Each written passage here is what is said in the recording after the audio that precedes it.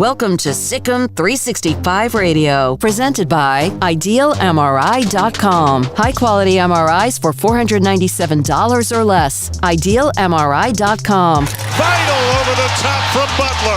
Butler pulls up. And it goes. A three for Butler. Butler. Vital with a reverse. Gillespie shovels it out. Teague for three. The 3 o'clock hour is sponsored by Waco Custom Marketplace. Meats, sweets, Texas treats, and a cut above the rest. 425 Lake Air Drive, Waco. Look at Vital. And that's what he does best. Attacks the glass. Oh, Mark Vital. What a play. Here's David Smoak, Paul Catalina, and Craig Smoak.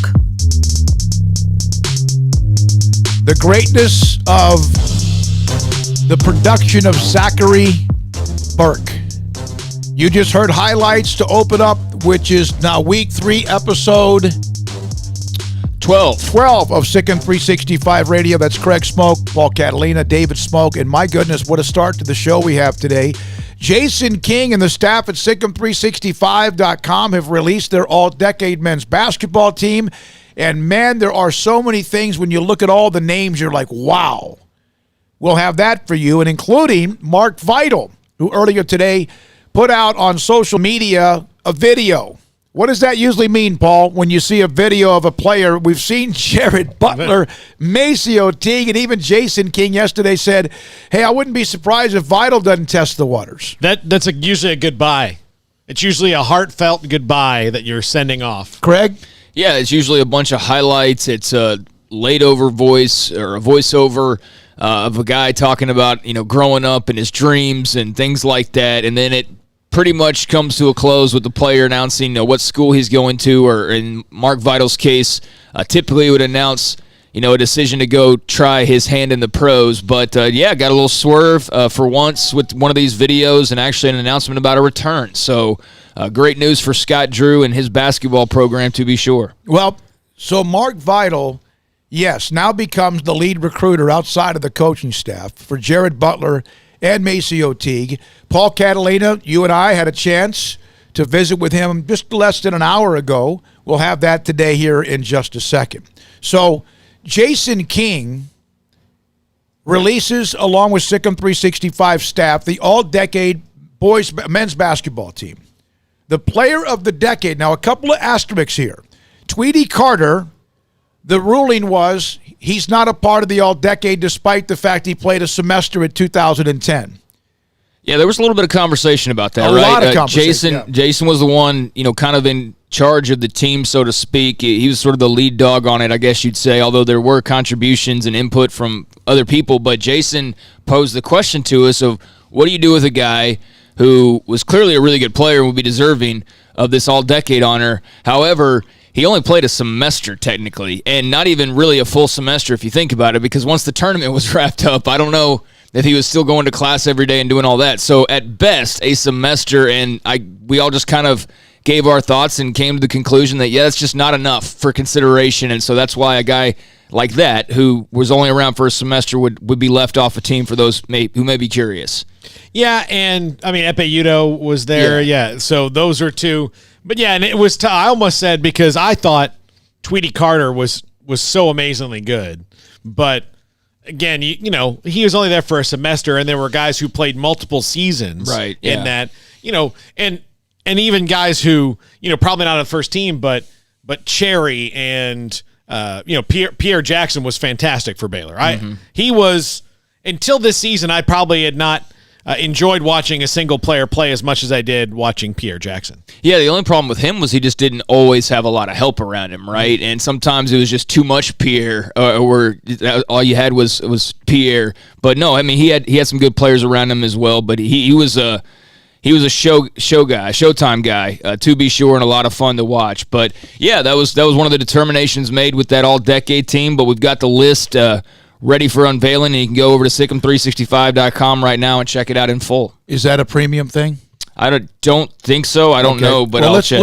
I'm going to release the superlatives. Paul? Yeah, I think it's fine to go ahead. It doesn't look like premium. And Mark Vital's a part of it. He's not a first-teamer, and again, we have rules. We carry them over. Yes. If, for example, Paul goes, well, wait a minute, Lace Dunn should be on the first team, which you might think he is. Then you have to take off somebody that plays his position from the first team. You can't have 6 or 8 or 12. We're all adamant about that. Yeah. First team all-decade Baylor men's basketball. Pierre Jackson and Jared Butler are the guards.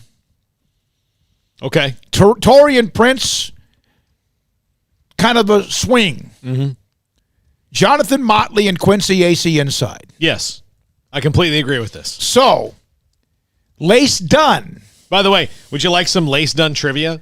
Yeah. That for a month, when not even a month, but for the first couple of weeks of Woodrow's existence, his name was, because we thought he was somebody's dog, so we didn't want to give him a permanent name, so he was Lace Darius Dog for about 2 weeks because we didn't. We had an ad in the paper, and then we didn't want to continually explain it 10 years down the line. If there was a play, so Woodrow's name, he's like kind of an entertainer. He changed his name. Yes, he's like Diddy. Okay. So how about like the others that, like Davion Mitchell's only played one semester. Mm-hmm. He's a second team, but he's so good defensively. Pretty good.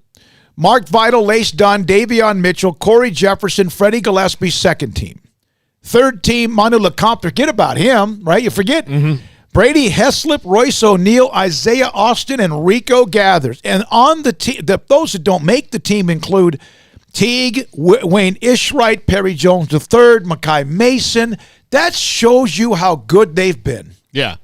Yeah, it shows you that there's been a lot of really solid players that have moved their way through the program, and there are guys on this list who have been to the Sweet 16. There are guys who maybe haven't been that far but have made an impact during the regular season, and there's a lot of great options. I mean, this is not necessarily a really easy team to pick, so I think Jason and company did a great job, and I've seen a couple of the responses already for people who have looked it over and, like, hey, I think this guy might be more deserving of this or this. And that's the point of the teams like this, is for people to have their own opinions on it. And one of the, I guess, ones that I had seen was, man, I really think this list looks great, but Brady Heslip should be higher than third team. So that's just, one person's opinion on the all-decade team. And I'm sure there's others out there that have their very own opinions, but that's a pretty solid list. Well, that's the second Elite Eight team that he was on that went Albuquerque to Atlanta. Who's this?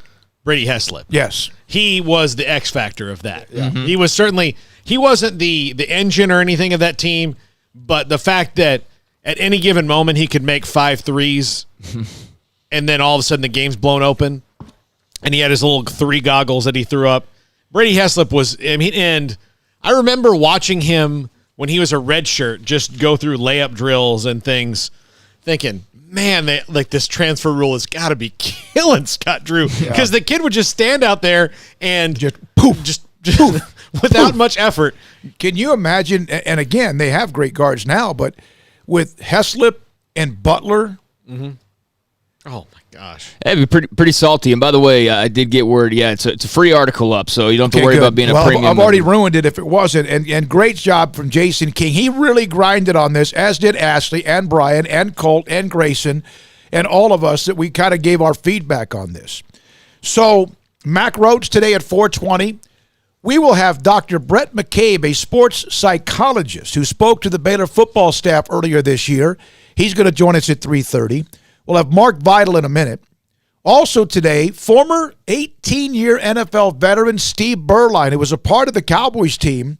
Remember, wasn't he the guy that helped them get to the playoffs the first time, and then Aikman came in? Aikman had been hurt. He'll join us at 5:15. Jane Slater from the NFL Network with all sorts of nuggets at 5 o'clock on the draft and the Cowboys. John McClain, 5:30. Clay Johnston, 4:45. Yeah, Clay is somebody who kind of gets lost in this draft shuffle a little bit because of the injury, and we've focused so much on, a couple of players in particular with James Lynch and also Denzel Mims, but yesterday and even last week having the opportunity to talk to some of those guys that you may not, think top of mind when you think of the draft right now, but Graylin Arnold's certainly a guy that's likely to get drafted. Jamison Houston, who we talked to last week, it'll be really interesting to see where he goes, and I think Clay's going to get an opportunity. It's just going to be a little bit of a different scenario for him than then it would have been ideally he would have been able to be healthy and get a little workout in or two with teams. But obviously the corona is making a lot of things more complicated, and for him, he's got the extra complication of coming off a pretty major injury. Mm-hmm. So I'm rooting for him, and I'll be excited to talk to him a little bit later on. I am thrilled with the lineup, the way it's set up. Craig just mentioned, and this is it's NFL related. The draft, of course, is Thursday. Rob Gronkowski, I always thought he was going to come back again. I thought maybe he'd come back late in the year, miss training camp, whatever, with the Patriots and Tom Brady. Well, that didn't happen. What are you telling me? Well, Rob Gronkowski, had retired from football, and then he went and was doing a little bit of stuff with the WWE, like kind of, appearances, announcing type of gigs, really just, using his name and his star power. And at one point, apparently won one of their just miscellaneous, meaningless titles just for fun. But yeah, he was doing that here most recently. And now today, word comes out that Rob Gronkowski, he looks like he wants to return to football, and he wants to join his former quarterback Tom Brady in Tampa Bay. So after retiring after the 2018 season, he's got a year left on his contract, so that's something Tampa would have to work on with the Patriots. But yeah, it looks like Gronk wants to come back and join Brady and the Bucs. Yeah. Now, when Tom Brady went to Tampa, I remember telling both of you guys that, as a person, and you guys have family there, so you spend their time there. Big Bucs fans. Yeah. I'm surprised we haven't heard from them. Tampa is not, as a city, where I would picture a guy like Tom Brady, who's a Boston, New York, L.A., San Francisco guy. Yeah, I mean, those are the towns that I see Tom Brady. But I'll tell you this, Tampa is sure as hell a Rob Gronkowski town. Oh, my gosh, yeah. It is. There are Gronkowskis all over Tampa. It's Gronkowski infested already, and so, yeah, I think he would slide in and fit in really well. And I saw where Brady... They've already had him before. What do you mean? They had John Matuzak. Oh, yeah. Yeah, that's true. That's old school. That guy was nuts. Wasn't true. John My brother had to Matuzak arrest him. sloth? Yeah, he was slothing the Goonies. My brother one time had to have two or three other guys kind of corner him. Yeah, in Tampa, right? Yeah. He said I've run into pit bulls, gators, pythons, gangs, and he was never more afraid, I think, than he was perhaps of John Matuzak. Well, yeah, they saw Brady apparently in the park the other day. I don't know if you guys saw that. The police, with this quarantine, they got word that, hey, there's, an older gentleman or whatever the call-in was. There's some guy working out in the park, and so they went over there to, let him know, hey, we're under quarantine. It was Tom freaking Brady sitting there working out in the middle of a public Tampa park. So Gronk just may have given the Tampa Bay a free agent signing along with what they have with Tom Brady. That's not a bad upgrade. And you know that Gronk will be, he's got to still deal with the fact his body's somewhat broken down. But you have Evans at 6'9", or what, he's 6'5". Yeah. And then you have Gronk and you have others. Godwin. Yeah.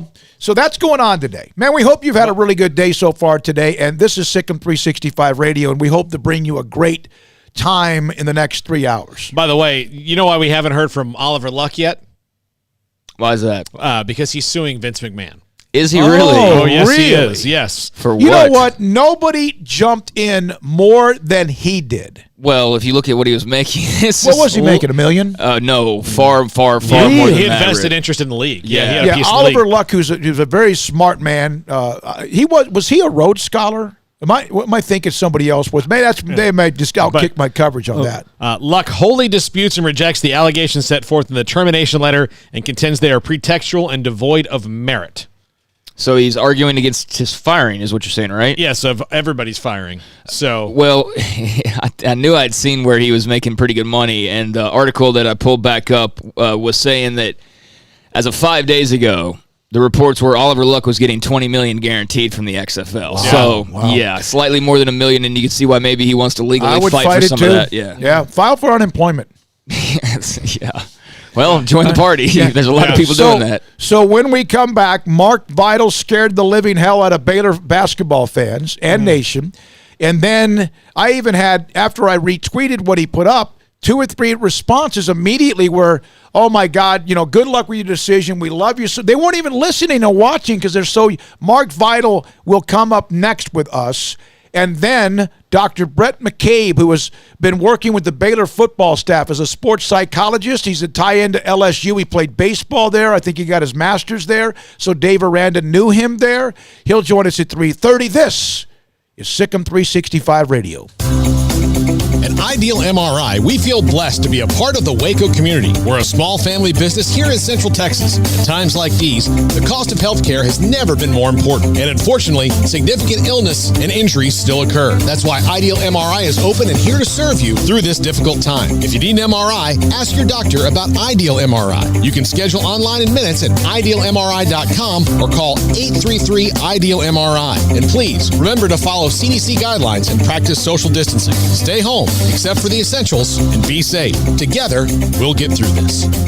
Hi, this is Grant Taft, and I'm a proud listener and supporter of the all-new SicEm365 Radio show with my friend David Smoak, Paul Catalina, and Craig Smoak. SicEm. Let Camille Johnston Realtors guide you seamlessly through the process of buying your dream home or selling your current one. Commercial, farm and ranch, or residential, Camille Johnston Realtors can smoothly and successfully lead you through any transaction with a team of 24 experienced agents who are excited about serving you. Camille Johnston Realtors services the entire greater Waco area. If you're in the market to buy or sell, contact Camille Johnston Realtors, 104 Midway Center in Woodway, or find them online at www.camillejohnson.com. Camille Johnston Realtors, elegant, charming, warm. Welcome home. This is Waco, and this is Boozer's Jewelers. When locals want luxurious jewelry and at a competitive price, they come here. This is Brad Boozer. He's the owner of Boozer's Jewelers. Boozer's is the premier wedding ring store. They specialize in loose diamonds and wedding rings. At Boozer's, they have 7 jewelry counters dedicated to wedding rings and diamonds only. They also specialize in heirloom jewelry, custom jewelry, watches, and much, much more. So what are you waiting for? Stop on in today and discover why the locals trust Boozer's for their jewelry.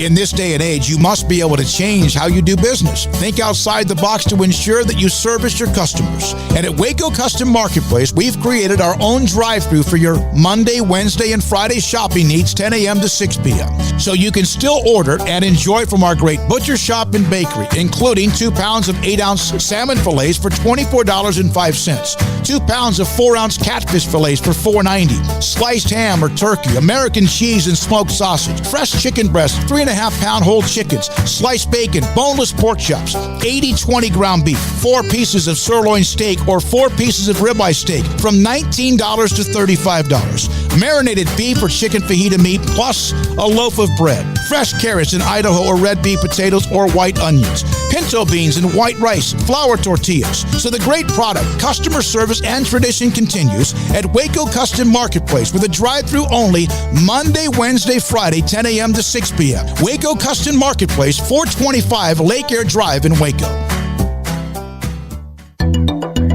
It takes time to reach goals. It's a truth that applies to more than sports. It goes for your financial goals as well. You work hard for your money, and you deserve an investment strategy that lines up with your game plan. And Tom Albers, your Edward Jones financial advisor, can help. If your financial investments aren't putting forth the effort you desire, stop by today for a financial review. Tom Albers, 4301 Lakeshore Drive, 254-776-7605. Edward Jones, member SIPC. Hey guys, Scott Stewart here, head football coach of the Fighting Wildcats from Temple High School in Temple by God, Texas, and you're listening to SicEm365 Radio with David Smoak, Paul Catalina, and Craig Smoak. This segment on Baylor Athletics on SicEm365 Radio is brought to you by Richard Carr Buick GMC Cadillac, located at the Imperial Drive exit off Loop 340 in Waco. Proud supporters of all Baylor Athletics. Baylor senior Mark Vidal and Baylor basketball player Mark Vidal, who today announced that he was looking at his future, and his future is one more year at Baylor, joins us on SicEm365 Radio. Mark, your thought process about the decision. We've seen what Jared and Maceo have done. Just your thoughts. How close were you to perhaps doing the other direction? I was really close. I was really close. I had to talk to God about it. I talked to my parents, and try to get a little feedback from the team on what should I do. Some of them said you need to come back, just being selfish, but a lot of them just said it was happy for me. What was the key for you coming back? Was it to get another year better? Was it, because you can stick your toe in the water and still come back, but just to make the decision flat out, what was the key that flipped it? My degree. I had unfinished business I had to do. I want to get that national championship. I need a Big 12 championship. I need a tournament championship. I need something. I need to be a defensive player of the year. Coach Drew needs to be, coach of the year.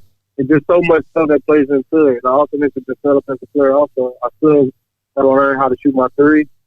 And I got to still learn more knowledge, So had you been able to win a Big 12 title in the conference tournament, or you had been able to get to the Final Four, would your decision have been pretty easy the other way?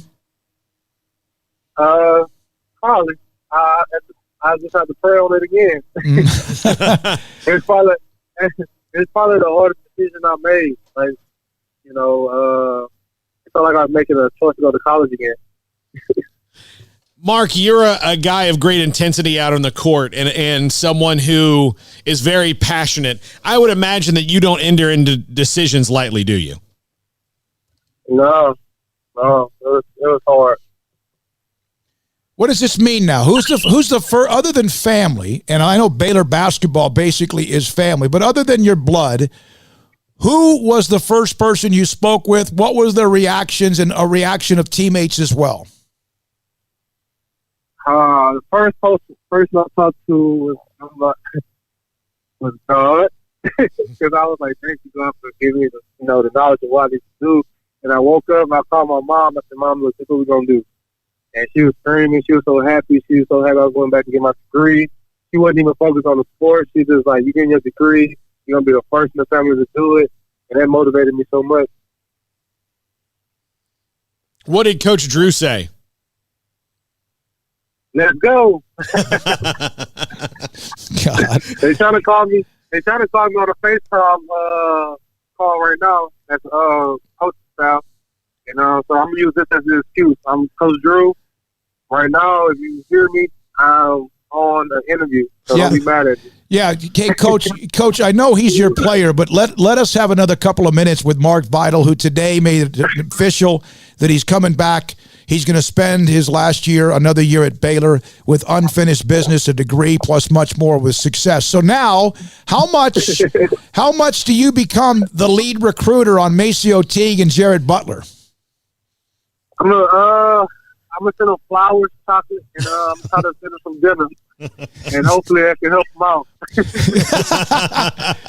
Well, they've got to feel, I'm sure that they feel the same way that you do, that there's some unfinished business because of everything that went down at the end of this year. How much has that fueled your workouts, the way that you're working now to get ready for next season? Yeah, man, I'm working so hard right now. Like, I think I'm in better shape than I was actually during the season. I'm doing my Mike Tyson calisthenics, which is 1,000 push-ups and sit-ups a day. I'm pushing my car. I'm running 2 to 3 miles. Throwing car tires. So it's basically like everything is back like it used to be for me because I'm back home. I'm in great shape. What car is this? Not a big old Escalade or SUV, is it? You're just using like a little Volkswagen. You're not pushing. What are you pushing? I'm pushing my Camaro. And then I pushed my daddy's truck the other day. There you go. There you go. Are you as motivated in a way because of how it ended, as Paul mentioned, and you have a year left and the way it all went down? Are you as motivated? Can you kind of describe your motivation overall? Yeah, I'm so motivated. The Last Dance actually motivated me more. I'm going to say that because when I was watching that, it just gave me goosebumps. I'm like, oh, my God, like, we could have done everything. We could have won a championship this year. And so I got to go back. And then I had the goosebumps. I woke up like 5 o'clock the next morning. I ran.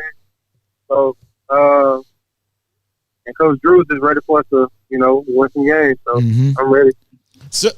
So you watched The Last Dance. Did you kind of identify with Pippen being a little disrespected?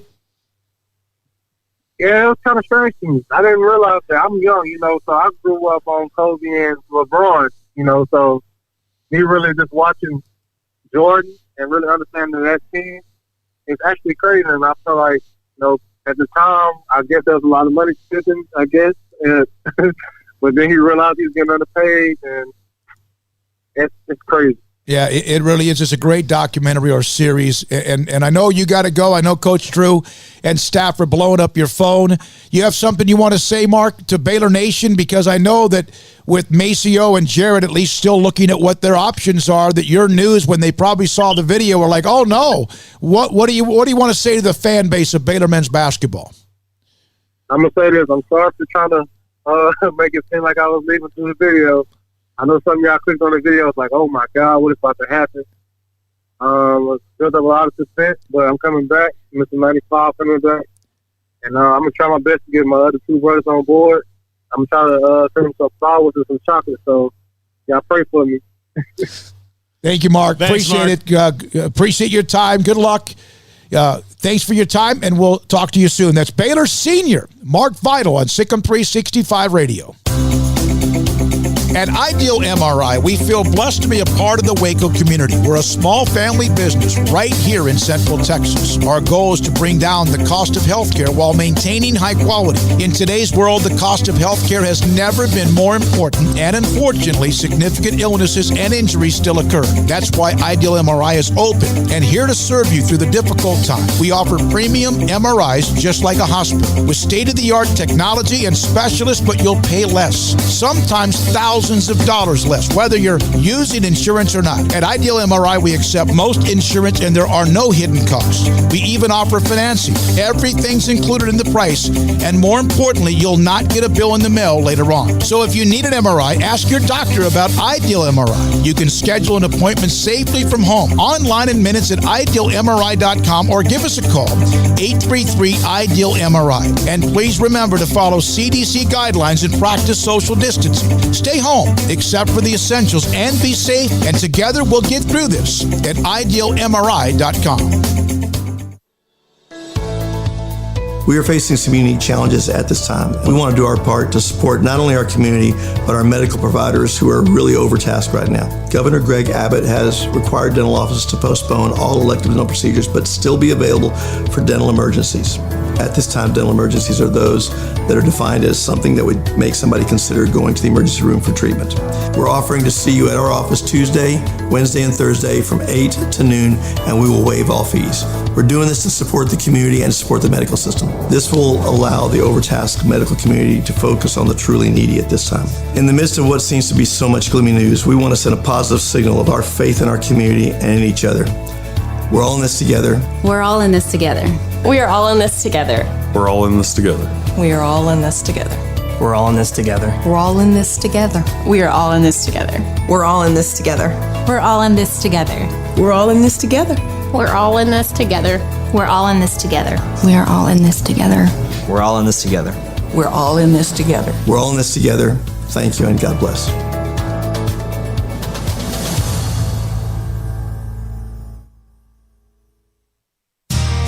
How did Edward Jones become one of the biggest financial service companies in the world? By not acting that way. Financial strategies, one-on-one advice, it's a big difference. And that's why Brad Wilson, your Edward Jones financial advisor, makes sense of investing. Experience the difference for yourself. Brad Wilson, 250 Sharon Drive in Woodway, 254-776-4337.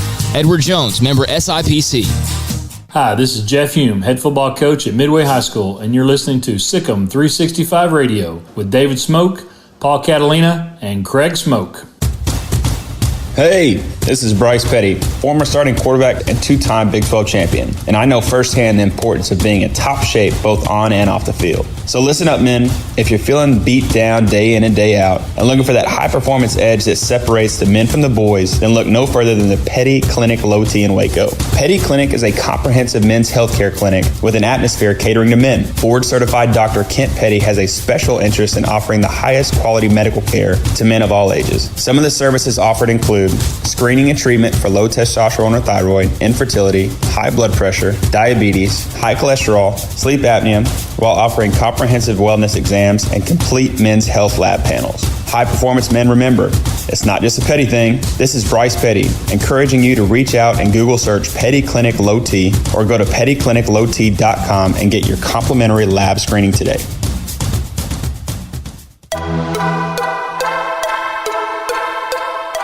If you listen to the very first show we did when we launched SicEm365 Radio back on, Monday, April the 6th, you heard Dave Aranda refer to someone who had been a part of the program, had helped the coaching staff during this time. And then you heard Joey McGuire refer to a sports psychologist as well. Dr. Brett McCabe, in fact, is who they were talking to. He now joins us on SicEm365 Radio with Craig Smoak, Paul Catalina, and I'm David Smoak. And Dr. McCabe has a tie to LSU. That's where he went to school, played baseball there. Dr. McCabe, thanks for your time. Tell me about about your relationship with Dave Aranda. Well, I'm not going to, I appreciate being here. I think it was more so of a relationship in Birmingham where I live now. And it was just, coaches during this time have reached out I'm a clinician first and foremost about how to help people manage the uncertainty we have now. And I think great coaches are always looking to collect information to better serve their team, their staff, their administration, the university, and the constituents that follow it. And I give coaches a ton of credit for wanting to learn more. This is uncertain times. We know that. We're all living it. So what's the best way we can handle it from a mental health perspective as well as a performance perspective? What normally do you, when you're not dealing with COVID-19, what kind of athletes do you see, and what are they? Are they having trouble playing well? What usually brings somebody into your door? Well, I work a lot with PGA professionals, clients on the PGA Tour and the LPGA Tour to help them perform better. Usually when people come to see me, there's something going a little amiss. Nobody comes to me and says, man, I just had the best season of my career and I want to work better. Usually there's something a little bit off. I also work with a lot of college athletes. I do a lot of work at the University of Alabama with the athletic department there, and some other universities around the Southeast. And it's really just finding what makes the person tick and where the struggle is and helping them find the solution. So, I use my experience as a former athlete. I also use the struggles that I had, as well as kind of what we know about human performance and what makes, how do we eliminate many of the thoughts that we think we should have or the myths that we think we should have and get them on a plan of playing better. Doctor, from what Coach McGuire was saying to us and also a little bit of what Coach Aranda was saying to us, I mean, your conversations with them was basically about, I guess, maintaining their identity in these times where they don't have the players around and they're not on the field and they're not doing all the things that they typically would do. Was that sort of the focal point of your talks with them, and what are those conversations like? Well, I think, anytime a person, we're seeing it in school and educational systems, we're seeing it in athletes. You have people who are around and they function very well in a structured environment. Now we send them home. And thankfully that this pandemic has happened in a time where we can use remote teaching platforms, Zoom or Skype or FaceTime or whatever, and we can still have that emotional connection. So despite the fact that it's different, let's still stay connected. I think the best thing that a great coach does is that they ultimately win the connection with the player far and above any strategy that happens. Players will find and connect to coaches that connect to them. They want to know that they care. They want to know that they're invested in them. And this is a time that a lot of that trust is going to be developed with players because nobody knows what to do. So the more proactive a coaching staff is and an organization is to help players manage this time, the better that relationship's going to be. Well, and right now, the student athlete, the football, whatever sport it might be, they need structure, right? And is that one of the biggest concerns about them if they're out of their structure? Well, I think all of us have kind of struggled with that right now, right?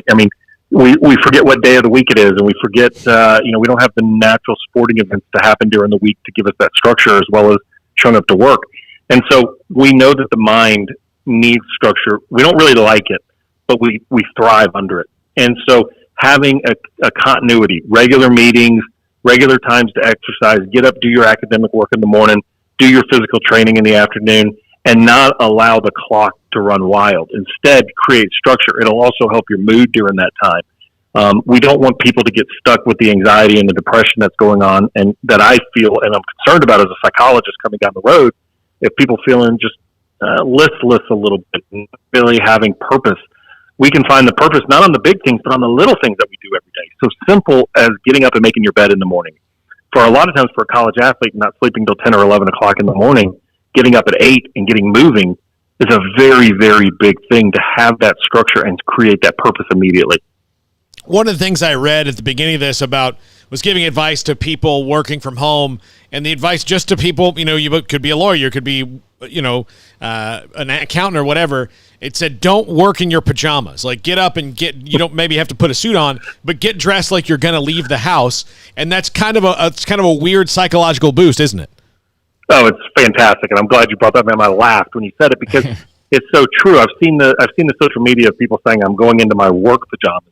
The truth of the matter is pajamas don't endear a lot of drive and success. I mean, every once in a while is okay, but Netflix and pajamas don't go really well with productivity. And so we want to use the little cues in our life to get up and get moving. And we want to use those things of productivity. That's why I also don't like people to eat lunch at their desk. Leave their desk so when they come back, their desk is nothing but work. And I think we have to do those things to get up. Get up in the morning, take a shower, exercise, do your academic work, have a routine. Because if not, you'll end up finding yourself sleeping till 9:30 or 10 and staying up to 2 o'clock or 3 o'clock in the morning watching a streaming show or something right now. It's just not really a lot of purpose. Just crushed my dreams. I had an image of Dave Aranda in some footy Baylor pajamas, going to work. How much? There are outliers. Yeah, there you go. How much more have you, I guess, Doctor, heard from coaches and others that you typically would talk to? At what rate has it maybe grown over the last month or so versus a normal time when we're not all dealing with a pandemic? Well, one of the things that I did when this started was, I'm not out on the PGA Tour right now. I'm not working in universities in person. So I just kind of offered my time to organizations, even businesses, and said, look, if you want me to come on and speak to your organization on Zoom, I'm happy to do it. And I've been staying very busy doing that. But, the nice thing is I have found that more people have consumed content in different ways than they have in the past. It used to be, I would get up in the morning, I'd do my reading or I'd do my studying. Now they're catching me at different times. They're having more apt to sit down and do more reflective work, so they're more open and more primed for learning. And I really think maybe one of the long-term benefits of this, if we can call it that, is the fact that most of us are kind of returning to what makes us tick a little bit better. We're going back to saying, those things that I worried about before, man, did I waste a lot of energy there? And what really makes me happy is when I do this or I do that, and staying focused on those factors is so much more powerful. So that's been a nice return to have a little bit more intimate relationships with some of the players or coaches or businesses I work with. All right. So of these following, I guess, I don't know if these are categories: injuries and overcoming them, depression, coping skills or lack of them, anxiety, time management. Is this the full meal deal of what you sometimes deal with? Yes, all that. I have a specialty in injury rehabilitation, helping athletes come back from injury and get back on the field faster. It was something that I went through, but it's also a lot of my clinical training is helping patients manage the things that they go through. But listen, the life that we're in is hard, and our mind naturally wants to go to the threat, the difficulty, and the challenges, when in fact there's a lot of potential and a lot of tools that we have to face them. But if we see the monster in front of us and we misinterpret it, we wake up the next morning and realize it was nothing more than a branch hitting the window. We do that in our life. We make it into something bigger than it is. And the most important thing that we can do is say, look, what tools do I have to face this? I can sustain any storm. Now, how do I face it? And that's what I work with my athletes and my coaches and my organizations. Have you seen an uptick in people coming into therapy willingly? I mean, it was a kind of a bugaboo or something. Oh, you only did it and it was a secret for a long time in this country. But now it's something that we all should do if we need it, and it's more accepted. Have you seen an uptick lately? Yeah, Players Tribune, the online resource, has been a brilliant place for people to be more athletes to be more vulnerable. Until Kevin Love come out and talks about his anxiety, or DeMar DeRozan, or Theo Fleury, before that, you used to never see players on like Major League Baseball, the NFL, unless they had a severe psychiatric break. You didn't hear them talk about it. Now it's almost in vogue to talk about the struggles that you've overcome, the anxiety or the panic attacks you've had in your life. And what that's done is that's helped college athletes realize that it's normal and that's okay. College athletes are not protected against the psychiatric or the psychological stressors that we have. In fact, I've got a little bit of a theory that we probably see a little bit more than the general student population because the demands and stresses we place on them. And if they're really good athletically, they can overcome some of those challenges or be pushed through the system a little faster. So now we put them into a college setting where we're putting extreme demands on them. It can overwhelm their psychological management system. And so I think by speaking about it and making it front and center and talking about it and using scenarios that we can challenge, say, look, it's okay to feel this way. I felt that way. It helps athletes realize that they're not damaged, they're not broken. Instead, building a better version of themselves by looking in the mirror and understanding more about themselves. We're speaking with Dr. Brett McCabe, sports psychologist, on SicEm365 Radio with Craig Smoak, Paul Catalina, and I'm David Smoak. You were at Alabama. You've done a lot of work with them. Of course, no one has had more success in recent years, although Clemson has also had a great amount of success as well. What is the dynamic there with Alabama working? I don't know how often you've spoken with Nick Saban and what they have in Tuscaloosa. The Alabama was one of the very first organizations in the country that really embraced the mental side of the game in a full student-athlete perspective. There were others, but Coach Saban had a vision, what he had. My coach that I played for at LSU was very much the same way. And he built an organization at Alabama with a trainer that took it on full steam ahead, the head athletic trainer who saw it not as just a department, but saw it as part of developing the student-athletes. So they're very front and center in everything that they do. I think it's really cool to see that being embraced because athletes can come in and say, look, coach, I'm struggling with this, or go to the trainer and say, I need some help. And it's not that's a sign of weakness. Actually, it's being seen as a sign of strength. And we use that as a teaching mechanism. So even like what we're going through right now, there's a lot of resources, there's a lot of availability. We're making sure that our student athletes across the country that have gone home are being treated well and are maintaining what they need. And so ultimately what we care about is every coach that I know and everybody who works in the athletic department is in it to see the betterment of the student athlete. Winning is secondary. And while we love to win, we ultimately want to change the lives of the people that we're around. And that's the calling. And Alabama is no different than that. They just do it at a very high level. Is there a part that you also work with that college athletes have basically, I don't know if the word is autonomy, but it seems as if, they've got a lot of power and they have a lot of things that are at their fingertips. And now everything, the bells and whistles, even though everything's out right now, and how to juggle all that. Is that part of something that you deal with as well? Yeah, I think, listen, if you go from being a 17-year-old kid who's got a lot of recruiting sites following you to going out on college campus where everybody knows who you are, there's a plus side to that and there's a negative. One is you got a lot of people who tell you you're great, but at the negative side, you also have a lot of people who are hypercritical of you, and they're very quick to go on social media, even if they're not real accounts, and complain about your decision making or your play in front of 100,000 fans. And so there's a lot of pressure that falls into those traps.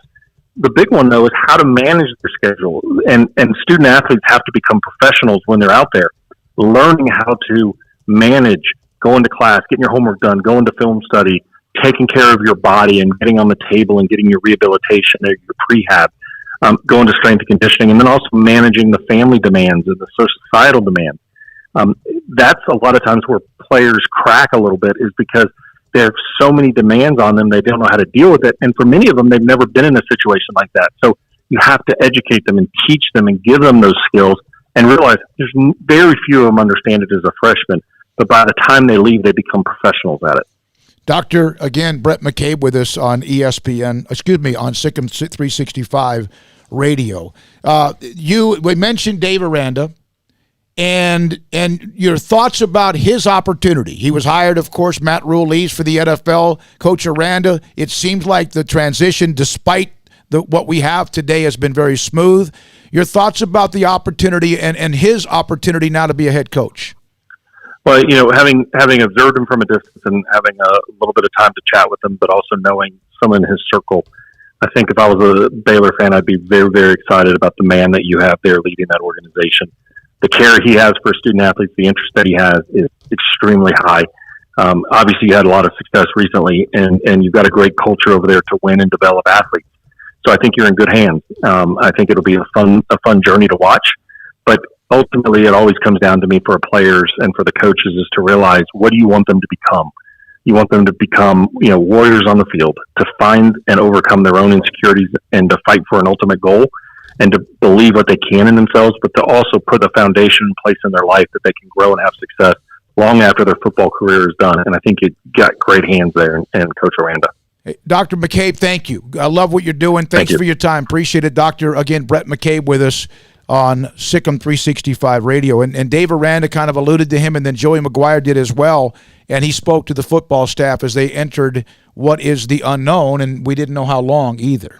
Still don't know how long. We're still in that time period of trying to figure out how long. But, yeah, that was interesting to get kind of a different perspective on how these coaches and how these athletes are managing during this time and trying to keep themselves active. And he cited a lot of things that I've heard, military people recommend before, just business professionals, the making of your bed each morning no matter what, make sure you take a shower, make sure you put work clothes on if you're working from home. I've heard this from friends who work at home, these kind of tips as well. So I'm sure those come in handy. And, yeah, right now we all kind of need a little mental evaluation, I think, to make sure we're in the right place and dealing with things the right way. And for these athletes, I can imagine there's a bit of a feeling of being lost right now. So it's good that they've taken that in consideration and have tried to find a way to help with that. I don't know if it was on Saturday. Go ahead. I can just tell you, just from my personal experience, the very short time that we didn't have a job and we didn't have anything to do before, we started getting involved with SicEm365, those 3, 4, 5 days that we're sitting around, I can tell you my most productive days were the ones where I got up and pretended like it was a normal day, and I got up and showered and did all the things. The ones that got less productive were the ones where I was like, you know what, I will just get up and turn the TV on, and then all of a sudden it's 10:30 in the morning and I haven't done anything yet. Yeah, I'll take a shower in a little while, and then all of a sudden it's 10:30 at night and you're finally taking the shower and it's like time to go to bed versus actually getting up. So yeah, you can fall into that trap for sure. The office that I have where I live, the desk that I have, which is a pretty large desk, and then there's almost like a 6-foot table to the left of it. It was a mess from the day of March 18th until finally I think it was either Saturday or Sunday, where I meticulously and methodically went through every sticky note, pages that I had written 4 different things on, tearing off each one of them at a time. And finally, when I was able to clear all of that mess, I felt like I had accomplished something, was back into a decent mode. And I just had to focus on it, and it was just sitting there. I really feel for the people who have not taken advantage of this time, and they're going to get through this on the other side of quarantine and realize, like, I never did organize my closet or clean under the bed or clean out the garage. I've used every amount of time I can to clean whatever possible, to partly to keep myself entertained and to also take advantage of the time that we have. But yeah, you can have the days sort of bleed together if you're not careful right now. Being based at your home like so many of us are. All right, so here's the we're going to go this with our text line, 254-339-1122 on the Riverbend Liquor and Wine text line. Also on SicEm365.com, the chat room, the all-decade men's basketball team. We're going to give you the 5 starters. Jonathan Motley was named the player of the decade. The 5 starters: Jonathan Motley, Taurean Prince, Jared Butler, Pierre Jackson, and Quincy Acey. Jared Butler, Pierre Jackson, Taurean Prince, Jonathan Motley, and Quincy Acey. If you want to agree with that, then let us know on the text line and or in the chat room. Or on Twitter, at Craig Smoak, at Paul Catalina, at David Smoak. Or if you want to say no, it should be X instead of Y, pick the name that comes off and pick the name that should be a part of the first team. 5 players, 5 players. Not, hey, also so-and-so should be a first-teamer. Take somebody off if you want to put somebody on. We want to hear your feedback. Like Lace Dunn's going to get really a lot of attention here. 254-339-1122, 254-339-1122. The chat room brought to you by Willis Law Firm is open as well, and this is SicEm365 Radio. We are facing some unique challenges at this time. We want to do our part to support not only our community, but our medical providers who are really overtasked right now. Governor Greg Abbott has required dental offices to postpone all elective dental procedures, but still be available for dental emergencies. At this time, dental emergencies are those that are defined as something that would make somebody consider going to the emergency room for treatment. We're offering to see you at our office Tuesday, Wednesday, and Thursday from 8 to noon, and we will waive all fees. We're doing this to support the community and to support the medical system. This will allow the overtasked medical community to focus on the truly needy at this time. In the midst of what seems to be so much gloomy news, we want to send a positive signal of our faith in our community and in each other. We're all in this together. We're all in this together. We are all in this together. We're all in this together. We are all in this together. We're all in this together. We're all in this together. We are all in this together. We're all in this together. We're all in this together. We're all in this together. We're all in this together. We're all in this together. We are all in this together. We're all in this together. We're all in this together. We're all in this together. Thank you and God bless.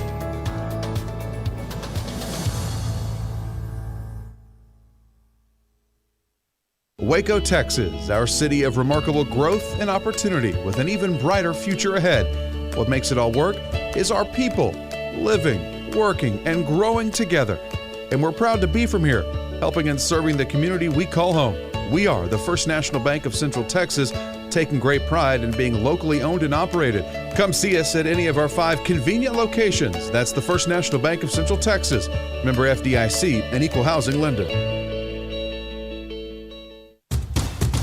Hey, this is Bryce Petty, former starting quarterback and 2-time Big 12 champion, and I know firsthand the importance of being in top shape both on and off the field. So listen up, men. If you're feeling beat down day in and day out and looking for that high-performance edge that separates the men from the boys, then look no further than the Petty Clinic Low T in Waco. Petty Clinic is a comprehensive men's healthcare clinic with an atmosphere catering to men. Board-certified Dr. Kent Petty has a special interest in offering the highest quality medical care to men of all ages. Some of the services offered include screening and treatment for low testosterone or thyroid, infertility, high blood pressure, diabetes, high cholesterol, sleep apnea, while offering comprehensive wellness exams and complete men's health lab panels. High performance men, remember, it's not just a Petty thing. This is Bryce Petty, encouraging you to reach out and Google search Petty Clinic Low T or go to pettycliniclowt.com and get your complimentary lab screening today. Texas board-certified personal injury trial lawyer and Baylor alum David Willis and Baylor alum Parker Willis are ready to help if you or a loved one has been wrongfully injured in an auto accident, SUV rollover, industrial accident, 18-wheeler crash, or were seriously injured by a defective product or recalled drug. Call them for a confidential and free case consultation at 1-800-GOT-HURT or visit them at texastriallawyer.com, principal office in Houston, Texas. At Ideal MRI, we feel blessed to be a part of the Waco community. We're a small family business right here in Central Texas. Our goal is to bring down the cost of healthcare while maintaining high quality. In today's world, the cost of healthcare has never been more important, and unfortunately, significant illnesses and injuries still occur. That's why Ideal MRI is open and here to serve you through the difficult time. We offer premium MRIs just like a hospital with state-of-the-art technology and specialists, but you'll pay less. Sometimes thousands of dollars less, whether you're using insurance or not. At Ideal MRI, we accept most insurance and there are no hidden costs. We even offer financing. Everything's included in the price, and more importantly, you'll not get a bill in the mail later on. So if you need an MRI, ask your doctor about Ideal MRI. You can schedule an appointment safely from home, online in minutes at idealmri.com, or give us a call, 833-IDEAL-MRI. And please remember to follow CDC guidelines and practice social distancing. Stay home, except for the essentials, and be safe, and together we'll get through this at idealmri.com. Wrapping up this 3 o'clock hour, thanks to Dr. McKay, thanks to Mark Vidal, and in the 4 o'clock hour, of course, we have much more, including Mack Rhoades and Clay Johnston. In the 5 o'clock hour, Jane Slater, NFL Network, Steve Berline, 18-year NFL veteran, and also a part of the NFL and college football as an analyst for CBS, and then John McClain will join us today as well.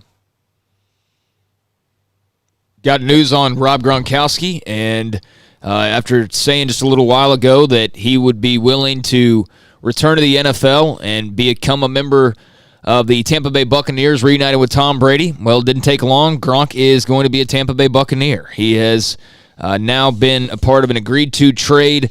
Patriots sending Gronkowski and a 7th-round pick to Tampa for a 4th-round pick. He will play under the deal that he had with New England, so no contractual changes or anything like that. But, yeah, Rob Gronkowski, barring a physical, is officially going to become a member of the Buccaneers and reunite with Tom Brady. Okay, so here's his weapons, his arsenal. It's Mike Evans and Chris Godwin, Rob Gronkowski, O.J. Howard, and Cameron Brate.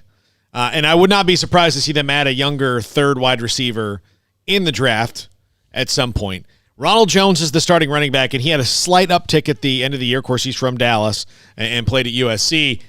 I wonder, though, if they don't chase a running back for him that maybe suits the Brady offense a little bit more. And Bruce Arians is an offensive genius. I mean, he's always been great on offense. Wherever he's been, what are the quarterbacks he's had, he's made it work. And you can say, yeah, Jameis Winston threw 30 interceptions, but he also 30 touchdown passes. So what happens when you have a quarterback that's not supremely confident to a fault like Jameis is, where it's Tom Brady, it's the GOAT. The Bucs are going to be fun to watch. At least in offense, and a pretty solid defense coming back. Yeah, they do. They've got a lot of good pieces to play with, and maybe these were the missing veteran pieces that they needed there at quarterback. But certainly, Tom's got a lot of talent around him. Running back does need to be addressed.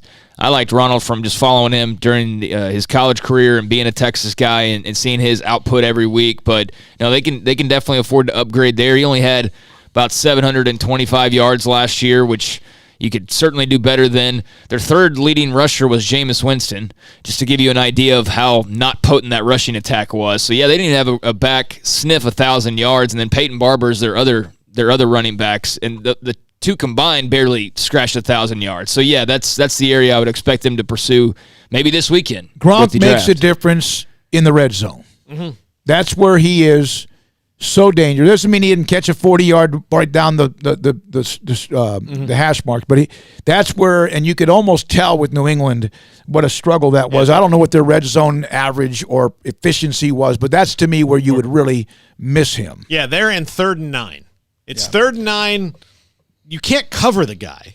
I mean, that was the thing about Gronk. That's the reason he's going to be a Hall of Famer. Was he was probably the most uncoverable player in the NFL.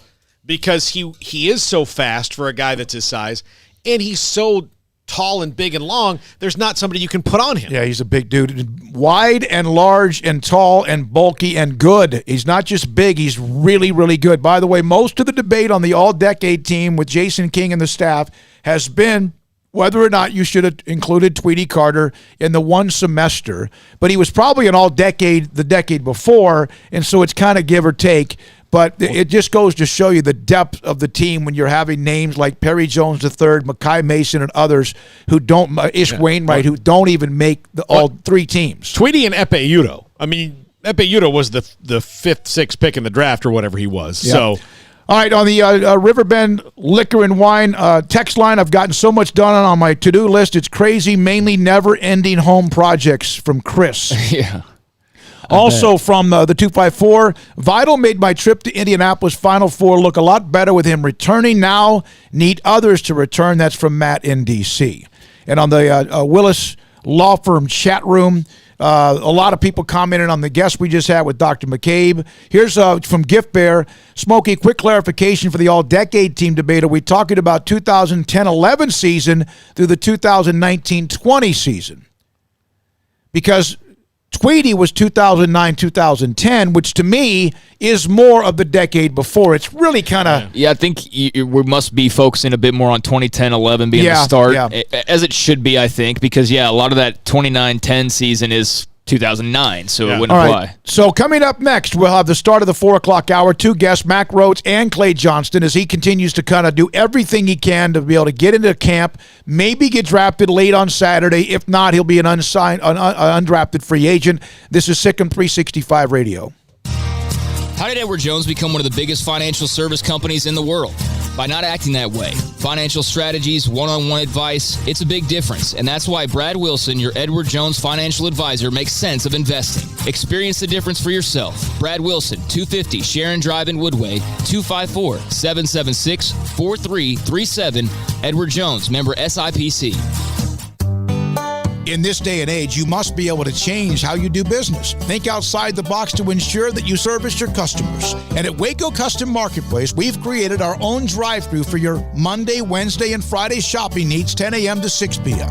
So you can still order and enjoy from our great butcher shop and bakery, including 2 pounds of 8-ounce salmon fillets for $24.05, 2 pounds of 4-ounce catfish fillets for $4.90, sliced ham or turkey, American cheese and smoked sausage, fresh chicken breast, 3.5-pound whole chickens, sliced bacon, boneless pork chops, 80/20 ground beef, 4 pieces of sirloin steak or 4 pieces of ribeye steak from $19 to $35. Marinated beef or chicken fajita meat plus a loaf of bread. Fresh carrots and Idaho or red beef potatoes or white onions. Pinto beans and white rice, flour tortillas. So the great product, customer service, and tradition continues at Waco Custom Marketplace with a drive-thru only Monday, Wednesday, Friday, 10 a.m. to 6 p.m. Waco Custom Marketplace, 425 Lake Air Drive in Waco. This is Waco, and this is Boozer's Jewelers. When locals want luxurious jewelry and at a competitive price, they come here. This is Brad Boozer. He's the owner of Boozer's Jewelers. Boozer's is the premier wedding ring store. They specialize in loose diamonds and wedding rings. At Boozer's, they have 7 jewelry counters dedicated to wedding rings and diamonds only. They also specialize in heirloom jewelry, custom jewelry, watches, and much, much more. So what are you waiting for? Stop on in today and discover why the locals trust Boozer's for their jewelry.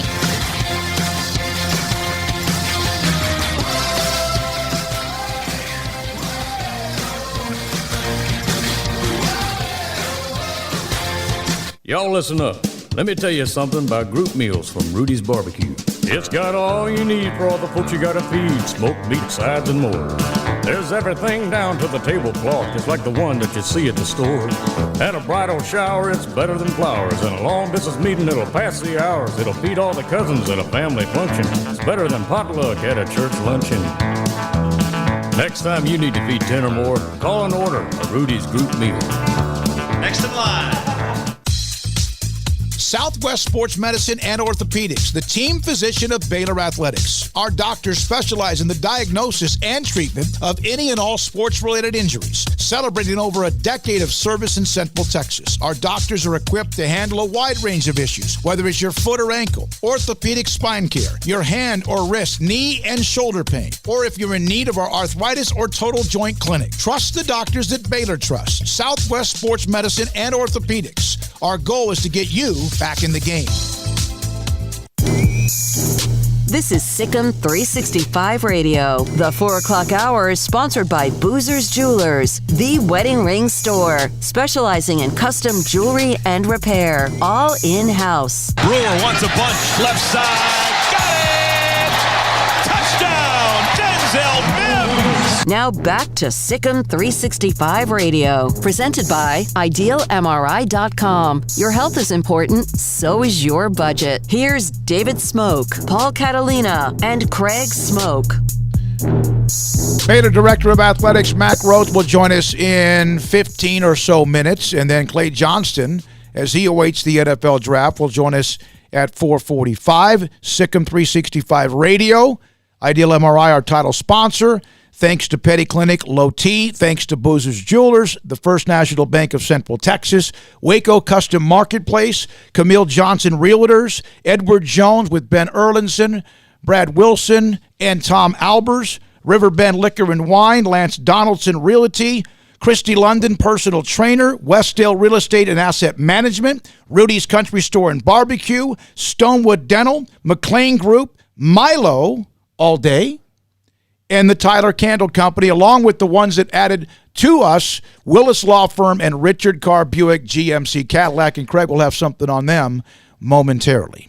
So do you want to be the number one pick in the draft? Do you always want to have, that's good and bad, but you want the number, if you're going to get the number one pick, that's something you want, correct? Yeah. But it doesn't mean you had success. And then again, the Cowboys, just assaulted people with those trades that got Dorsett and many others. So in the last 30 years, I want you guys to let me know. This is a little bit of a long list. I want you guys to tell me, we're going to do a percentage of how many of these guys hit. Kyler Murray. To be determined. But not a right bust out of the gate. No, he played pretty well. Baker Mayfield. I would say to be determined, but I don't think he's a flop yet. Myles Garrett. Yeah. Not a flop. Not a flop at all. Jared Goff. Not a flop. Been to a Super Bowl. Jameis Winston. Flop. What did you say? It's flop. So that's 4-1. No, he could wind up being a good player one day, but right now. If he ends up starting 10 years in the NFL, is it a flop? No. Okay. Jadeveon Clowney. No, good player. Yeah. Eric Fisher. Has been a good player. Yeah. Andrew Luck. Yeah, I mean, ended too early, but that wasn't because he was bad. Cam Newton. Yeah, got to a Super Bowl. Sam Bradford. Flop. Matthew Stafford. Yeah, he's been Matthew Stafford's a good player. He's just in a bad team. Jake Long. Okay. I mean, he's middle of the road.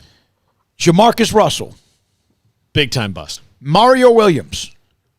Good player. He started for a while. Alex Smith. Good player. Yeah. Eli Manning. Oh, yeah. Carson Palmer. Okay, yeah. Good. David Carr. Bust. Michael Vick.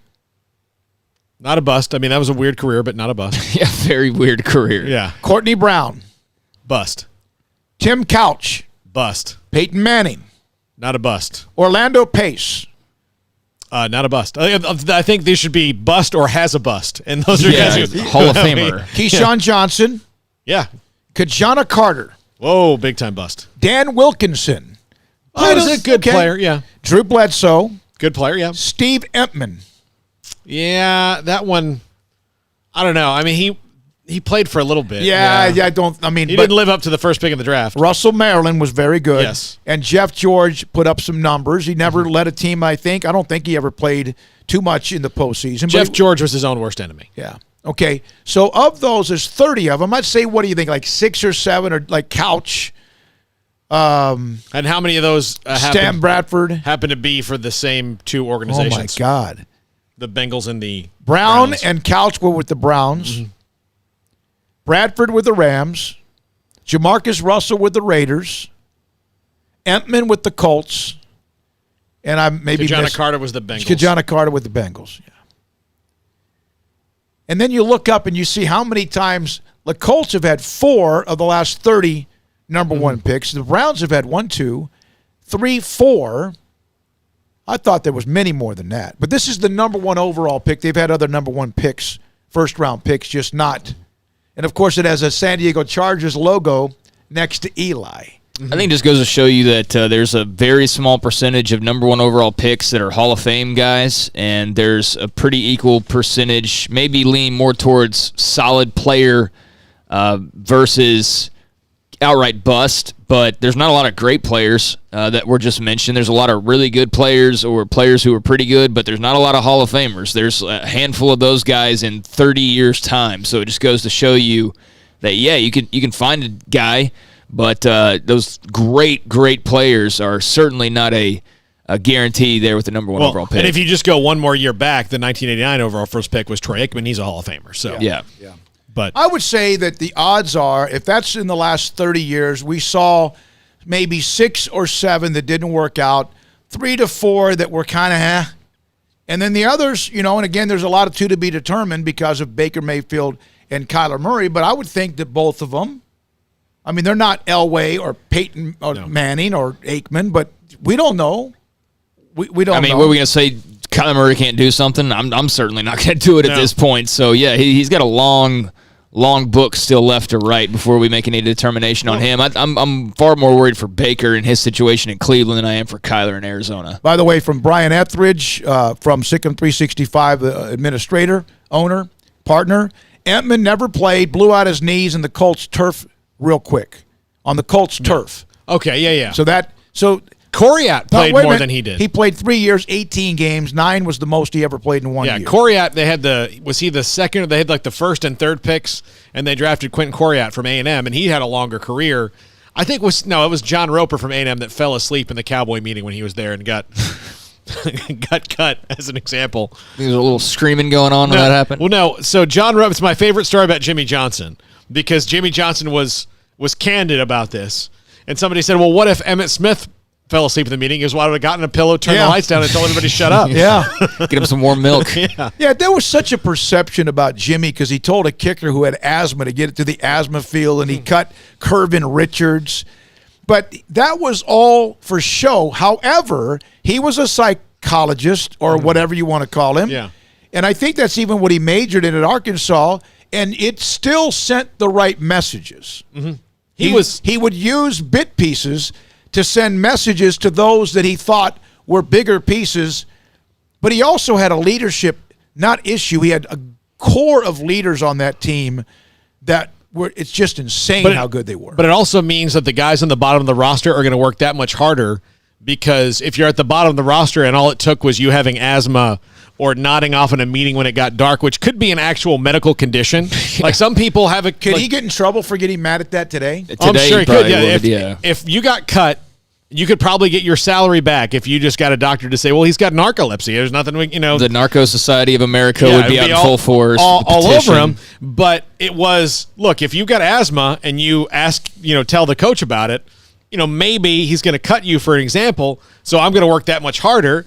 So, yeah, I'm going to go try and block that punt a lot harder because I want to make this team. And I think the asthma field thing's kind of funny, actually. Yeah, I actually kind of find it. I remember this video of that. This poor guy's getting berated. You have asthma. You go to the asthma field, and I don't know the exact quotes of that. Was it St. Ed's when he did that?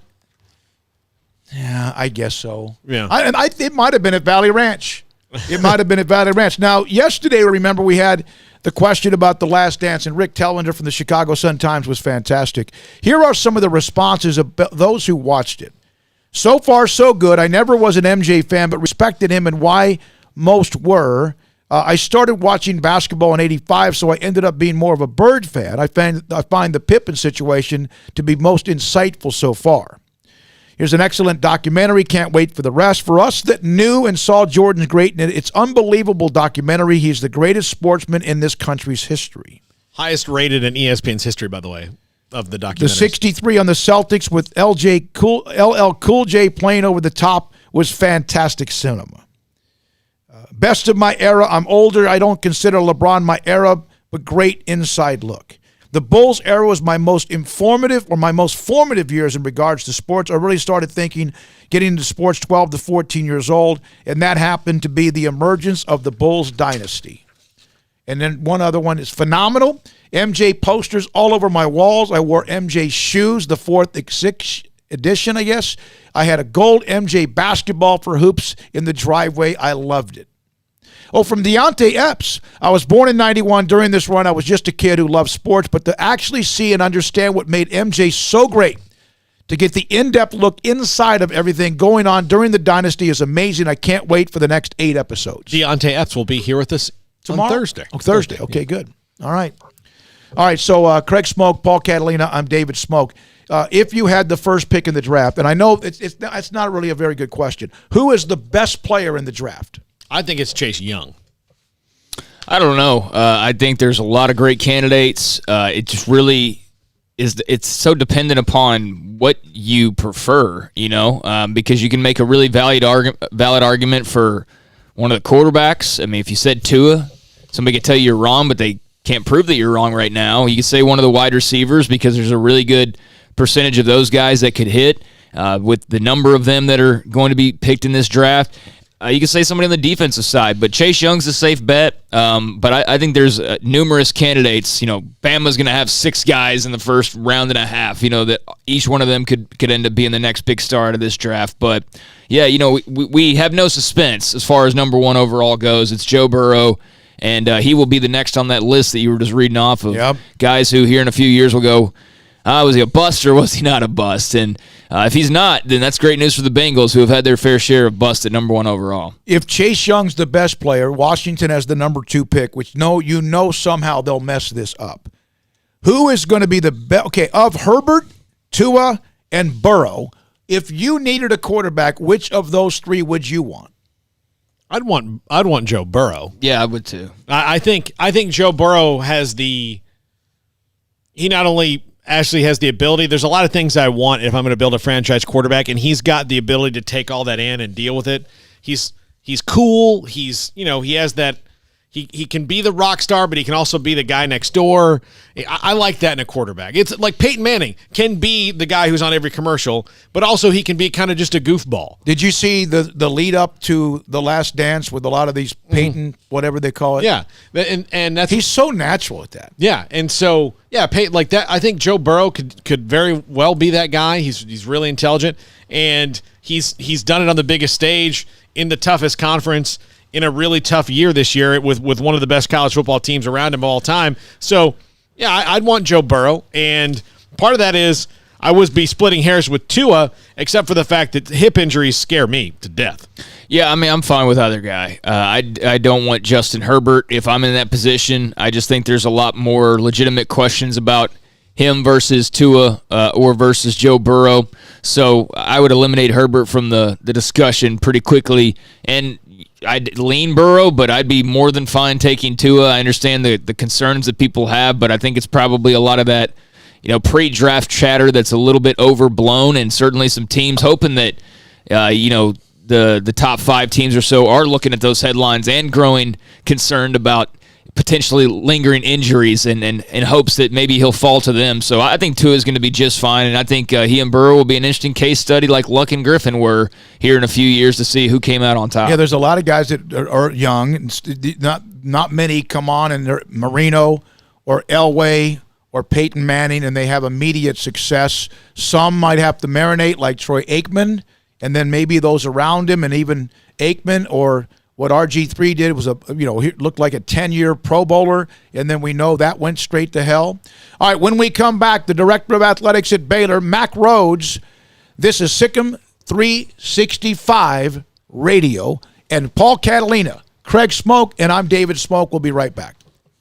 March means 21 years of serving Waco and Central Texas for Richard Carr Buick GMC Cadillac. Richard Carr employees are the people you can count on to get you in a car or truck safely and on your terms. The showroom is disinfected daily. Employee health is closely monitored. Hands are washed and disinfected with great frequency, and the Richard Carr sales staff will bring a car to you for a test drive, and they can complete financing online. Right now, all 2020 Buick Encores, Enclaves in stock are 0% for 84 months for qualified buyers, plus Richard Carr anniversary savings. They also have the 2020 GMC Sierras, Acadias, Terrains, and Canyons, all 0% for 84 months for qualified buyers, plus Richard Carr anniversary savings. Your local family dealer and proud Baylor Bear alumni want the chance to earn your business. Great prices, free oil changes with a new purchase, and in-town priority warranty service all comes with your purchase at Richard Carr Buick GMC Cadillac. Some may not qualify for finance or full discount. See dealer for details. Richard Carr Buick GMC Cadillac. Our communities are facing unprecedented times. At Boozer's Jewelers, we care about you and your family. If you're like me, your home has unwanted or unused jewelry lying around. They can have value, and that means we can turn that jewelry into instant cash. This is a great way to get the most value from your unwanted jewelry. At Boozer's Jewelers, we buy all kinds of unused jewelry. So give us a call and let us give you peace of mind and cash for your unwanted or unused jewelry. Waco, Texas, a place with its own unique history and a future bright with promise. Full of remarkable growth and opportunity, and what makes it all work is its people, families, raising children, growing businesses. Wacoans are hardworking with a passion for what's next, and we're proud to be from here, helping Waco to grow and prosper. We are the First National Bank of Central Texas, familiar faces making local decisions. Member FDIC, an equal housing lender. Hi, this is Grant Taft, and I'm a proud listener and supporter of the all-new SicEm365 Radio Show with my friend David Smoak, Paul Catalina, and Craig Smoak. SicEm. Ideal MRI is a small family business right here in Central Texas. We are open to support our community through this crisis. When you need an MRI, ask your doctor for an Ideal MRI. Visit us at idealmri.com or call us at 833-IDEAL-MRI. I hate my job, but I don't mind getting up in the morning. I dread each day, but I can't wait to get out of bed. You ask me why, and what I'll say to you is true. Well, you can get breakfast tacos at Rhoades Barbecue. Scrambled eggs and brisket, they ain't fooling around. Sausage wrap, son, they're the best in town. Barbecue for breakfast, yes, it's true. Put a smile on your morning at Rhoades Barbecue. Next in line. Hi, this is Mart High School football coach Kevin Hoffman, and I'm a proud listener and supporter of the all-new SicEm365 Radio show with David Smoak, Paul Catalina, and Craig Smoak. In this day and age, you must be able to change how you do business. Think outside the box to ensure that you service your customers. And at Waco Custom Marketplace, we've created our own drive-thru for your Monday, Wednesday, and Friday shopping needs, 10 a.m. to 6 p.m.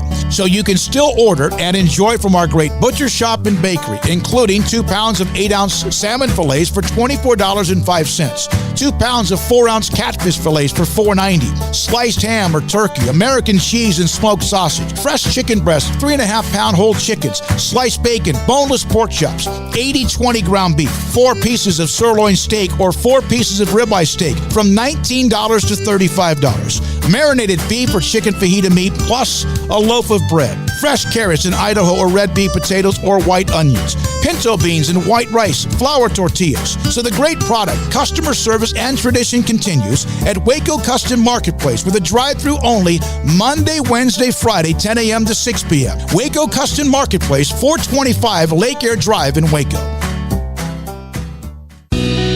Let Camille Johnston Realtors guide you seamlessly through the process of buying your dream home or selling your current one. Commercial, farm and ranch, or residential, Camille Johnston Realtors can smoothly and successfully lead you through any transaction with a team of 24 experienced agents who are excited about serving you. Camille Johnston Realtors services the entire greater Waco area. If you're in the market to buy or sell, contact Camille Johnston Realtors, 104 Midway Center in Woodway, or find them online at www.camillejohnson.com. Camille Johnston Realtors, elegant, charming, warm. Welcome home.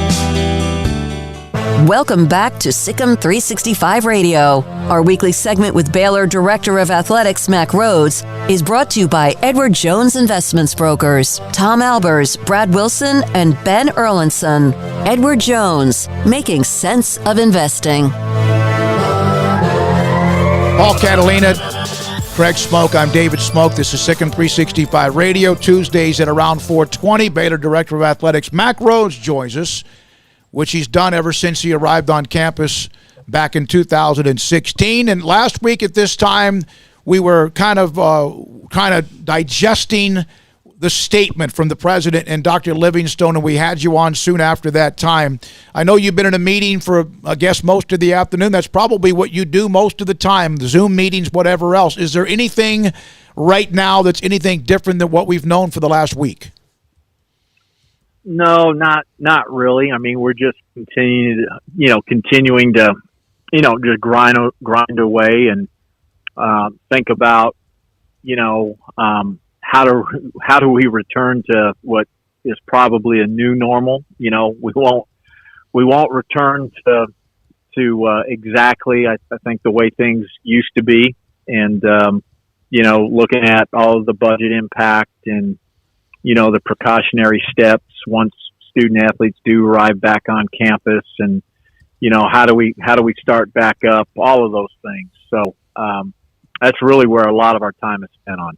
Is there at least a touch of optimism in that, like Governor Abbott is going to release some guidelines for reopening the state, so those things are happening, and maybe we might see a glimmer of light at the end of the tunnel here? Yeah, I mean, I think there is some optimism. I try not to get on that roller coaster ride because I feel like it can be different every 24 hours, but I think just, collectively the all of the people that are weighing in as it pertains to college athletics, and certainly, what they're hearing and the conversations they're having with the public health officials, et cetera. I do think there's some optimism, and again, we're not going to do anything that is not in the best interest of people's health and safety, and that starts number one with our student athletes. But I do think we're going to get to a place where we'll play football. Mack, we had a question from Sarah via Facebook, and she asked if, and that's still a big if, but if football season's canceled or shortened significantly, how does that in the grand scheme of things affect or not affect the other sports? Yeah, I would say it's not good. I think that we all know that football is such a big driver in terms of the revenues. When you think about the autonomous 5 conferences and the conference distribution that each institution gets, such a big majority of that, 85% plus is tied to football. And then you think about, just on your campus locally, the season ticket and the single game ticket and your annual fund donation that's tied to it. And that just helps drive a lot of revenue for the entire athletic department budget, operational budget, which has been used to support, other sports programs. And so, absolutely a cause and effect. And I think, not that our football student athletes, are more important than our volleyball student athletes or our soccer student athletes. When you think about, fall season, they're not. We love all our student athletes the same. It's like your own children, but we have to be intentional and focused about how we get football back, because that's really the first step, and then we can begin to think about all of our other sport programs. Well, it's not as if you're not acting as if not the other they don't count. It's just that this is the money train. This is the hundreds of millions of dollars. And we've seen other ADs, Florida State's athletic director said, God help us if football doesn't come back. Do you think, Paul asked you about how things are starting to loosen up, as did Craig. Do you think there's a drop-dead date that is written in stone or at least talked about as far as when it comes to college football? I don't think so. No, not yet. I don't think we know enough. You think about just all of the variables that influence stuff. And so the number of tests, right? And if you bring student athletes back, are they, available? And, are they taken away from others that need tests? And so there's so much, I think, still to play out. I feel pretty confident, and this is just one person's opinion, that you're going to need probably 6 weeks at minimum to have, again, if we're thinking about the sport of football specifically, I think you're going to need at least 6 weeks for your student athletes to be on campus before you kick off that first game. And ahead of that 6 weeks, you may need, another 3 or 4 days of, testing and making sure that everyone's healthy. And so when you think about drop dead date, I just go to, hey, what's this return to play plan look like? And that's what we're all focused on and concentrated on. Mack, is there a way out there that football and basketball and volleyball and all these things, like if we had to delay football and volleyball for a couple of months and say start October 1st, could all those things overlap, or would you have to stagger almost every season? Yeah, Paul, that's a great question. And, we've probably had that conversation at the 30,000 foot level. Mm-hmm. And we'd like to think that we could find a way to manage all of that. We had the very specific conversation of what happens if football moves to spring, right? And we know that football on campuses, because of the crowds, right, the number of people, it just engulfs the entire athletic department. It's all hands on deck, and and you think even beyond just your athletic personnel, but your police force and everyone. And so could we do that? How could we do that and still have all of our spring sports playing, right? And maybe you're at the tail end of the basketball seasons if they start on time. And so we are beginning to flesh that out. And I'm always of the mindset that we'll find a way to be able to do that. And I know, that's where some of my staff probably, helps me that, hey, wait a sec, Mack, I know that you think we can do everything, but let's make sure that we really think through this.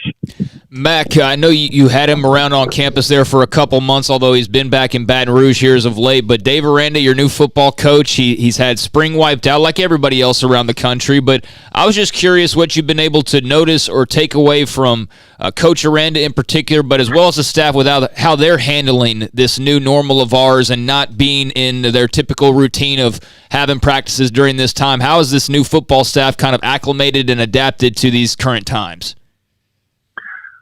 Well, I think, Coach Aranda has been terrific.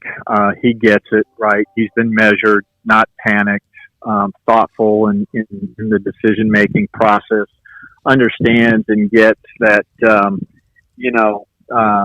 this is not about X's and O's. And, we're one of, certainly several programs that didn't even have one spring practice. And then you've got several that had a handful of them, and then you even have some schools that completed their spring practice. And so he gets and understands that that's not what this is about, and especially for a new staff coming in and, trying to develop relationships with our student athletes. And so, really trying to take care of that first. And then I think he has a great understanding of also care for the new staff. They were just in the beginning stages of developing relationships with each other. And then, I think all of us in athletics, we're so routine oriented. Now, all of a sudden you take that away, and it hasn't been easy for staff. Certainly hasn't been easy for all of our student athletes. And so how do you focus on those things and make sure that you're taking time to take care and address those things. And, Coach has done a number of things to do that. So, I'm really, I don't know if the word is proud. I guess I'm just really at peace and not surprised at the way he's handled it. He's done a great job. And I also think the staff, I was able to be on a Zoom call with them last week, and I think the staff, even though it's hard, they've got a great mindset about them and understand the bigger picture, and are doing all they can to really focus on the right things. Well, we had Dr. Brett McCabe on earlier today, about an hour ago, and he's somebody that did talk with the coaching staff and knows Coach Aranda from his time. I think both may have been at Birmingham, but also he's an LSU graduate.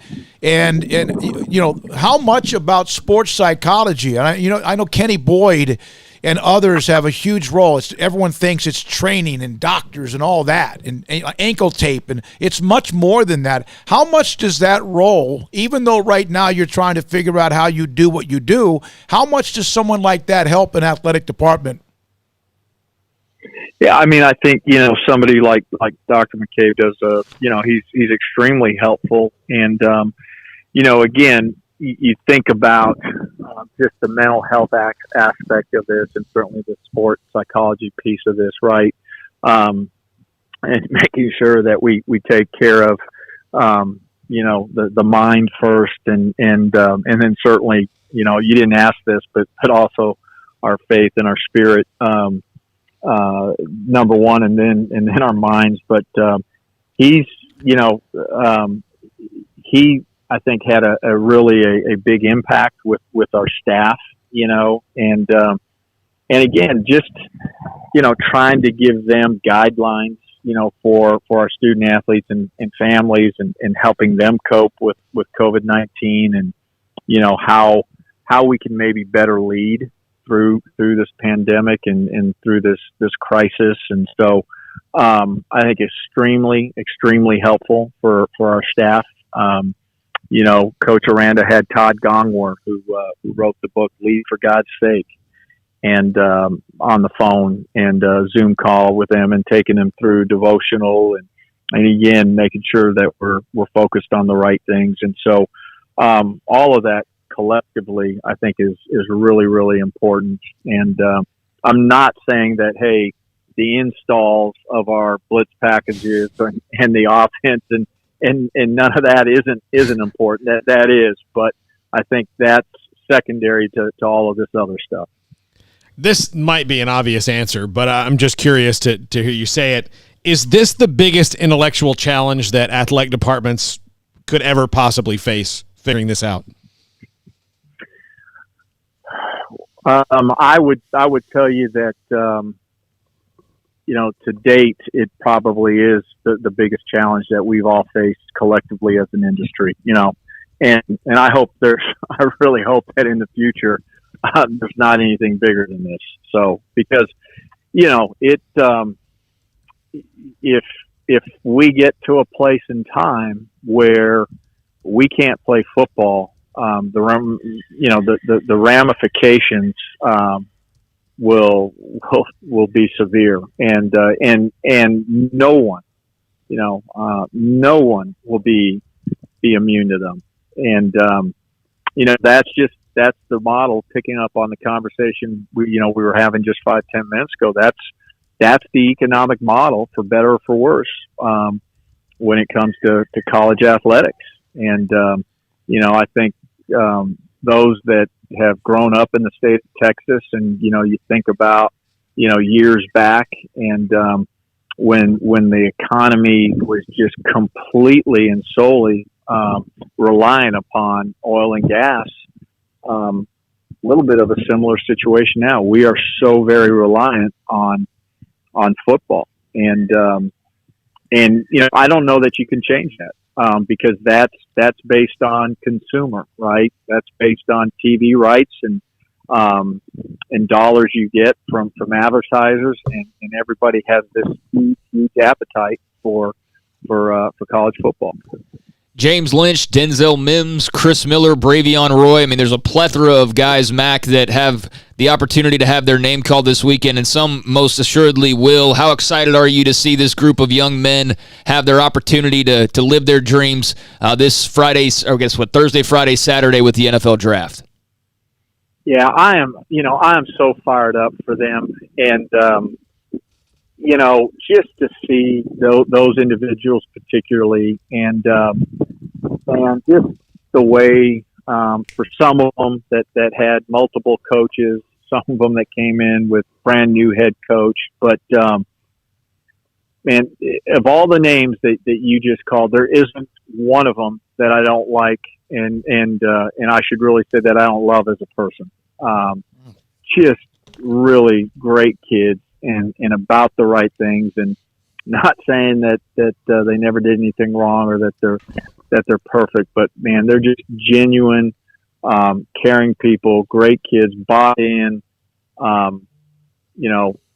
put team in front of themselves, saw them mature, grow up as young men, and just really, really proud of them. And there's not going to be anybody rooting any harder for them for the NFL Draft. Mack, a couple of more notes, and I know that a lot of the projects are either completely on hold or just not really going forward for right now. I had somebody ask me about the football operations center and the new basketball arena. Is that ever something that you want to tie together when it comes to funding, or are those two separate projects? They're separate projects, but certainly, our vision was to try to move them forward together, maybe with, a few months of separation. And when you think about, raising money, right? If you raise more money in the pavilion bucket, right, then that helps you with the operations building and vice versa. So, as we thought about the fundraising piece, and as we go out and we talk with potential donors, we've really talked to many of them about both projects, and both are equally important, right? And we have to find a way to do both. And I know the current circumstances, and we've talked about it on previous shows, but we're going to find a way to get both done. One final thing. Mack, thank you very much. This is from an email I received. Penn State announced that all seniors and had lost their season can and will come back on a full ride scholarship if they want. It will cost about $700,000 for the next season, but there were no ifs, ands, or buts. It was a 100% vote of yes. What does that mean? I don't know if you've had time to maybe even digest that in the 10 seconds I've asked you that question. Isn't that really what the NCAA is allowing each school to do? Yeah, that's what they passed. The D1 Council passed, and permissive legislation, meaning nobody has to do it, but certainly an institution can do it. Our spring coaches, I think we talked about it, but we worked with our spring head coaches. They did a great job of putting together a plan and really thinking about this upcoming year.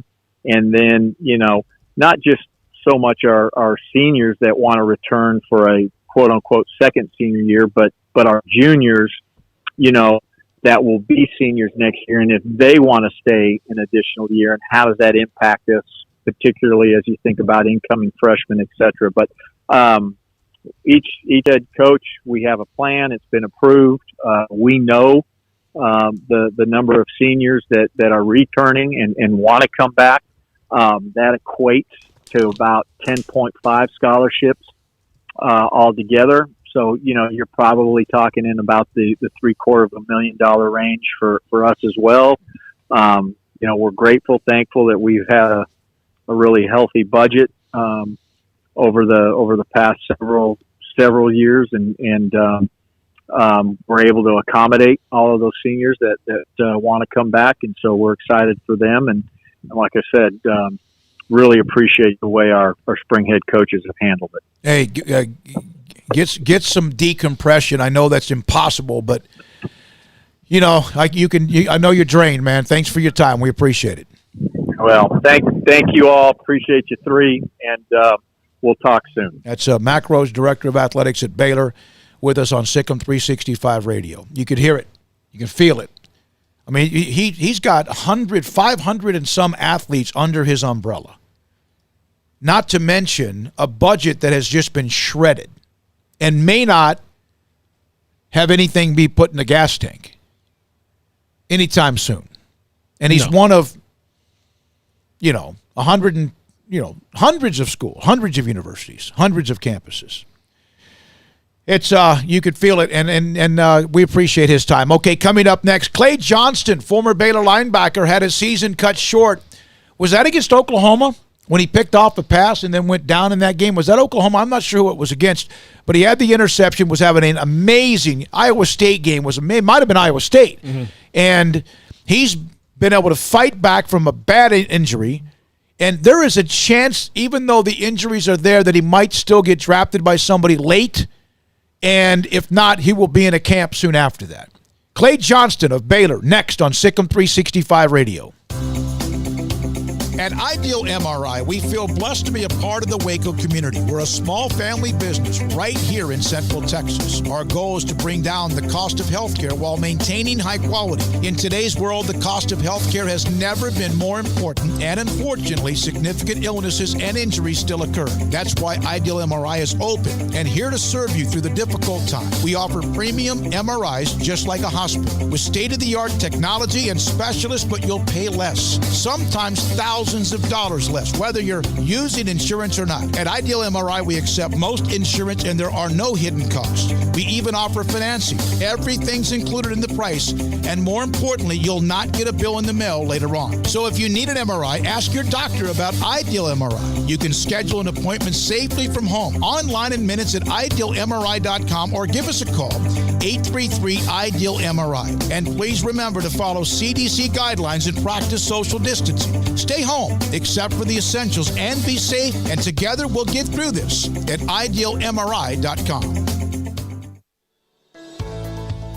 We are facing some unique challenges at this time. We want to do our part to support not only our community, but our medical providers who are really overtasked right now. Governor Greg Abbott has required dental offices to postpone all elective dental procedures, but still be available for dental emergencies.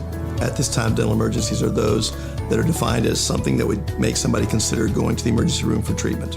We're offering to see you at our office Tuesday, Wednesday, and Thursday from 8 to noon, and we will waive all fees. We're doing this to support the community and support the medical system. This will allow the overtasked medical community to focus on the truly needy at this time. In the midst of what seems to be so much gloomy news, we want to send a positive signal of our faith in our community and in each other. We're all in this together. We're all in this together. We are all in this together. We're all in this together. We are all in this together. We're all in this together. We're all in this together. We are all in this together. We're all in this together. We're all in this together. We're all in this together. We're all in this together. We're all in this together. We are all in this together. We're all in this together. We're all in this together. We're all in this together. Thank you and God bless.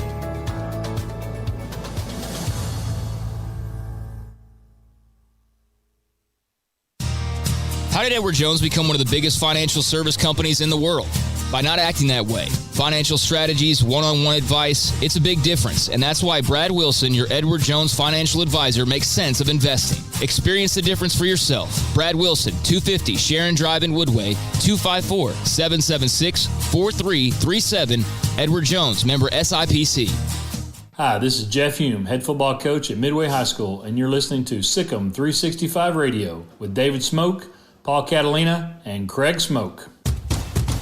Hey, this is Bryce Petty, former starting quarterback and two-time Big 12 champion, and I know firsthand the importance of being in top shape both on and off the field. So listen up, men. If you're feeling beat down day in and day out and looking for that high-performance edge that separates the men from the boys, then look no further than the Petty Clinic Low T in Waco. Petty Clinic is a comprehensive men's healthcare clinic with an atmosphere catering to men. Board-certified Dr. Kent Petty has a special interest in offering the highest quality medical care to men of all ages. Some of the services offered include screening and treatment for low testosterone or thyroid, infertility, high blood pressure, diabetes, high cholesterol, sleep apnea, while offering comprehensive wellness exams and complete men's health lab panels. High performance men, remember, it's not just a Petty thing. This is Bryce Petty, encouraging you to reach out and Google search Petty Clinic Low T or go to pettycliniclowt.com and get your complimentary lab screening today.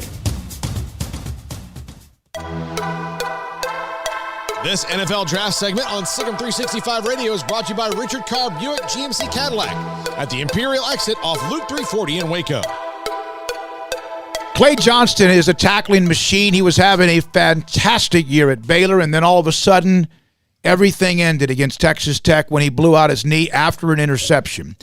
And yet he has been able to fight back from a bad injury, and now is trying to prove that he can play right now and be a part of the NFL just months after the surgery, and who knows what might happen this weekend with the NFL draft or soon after.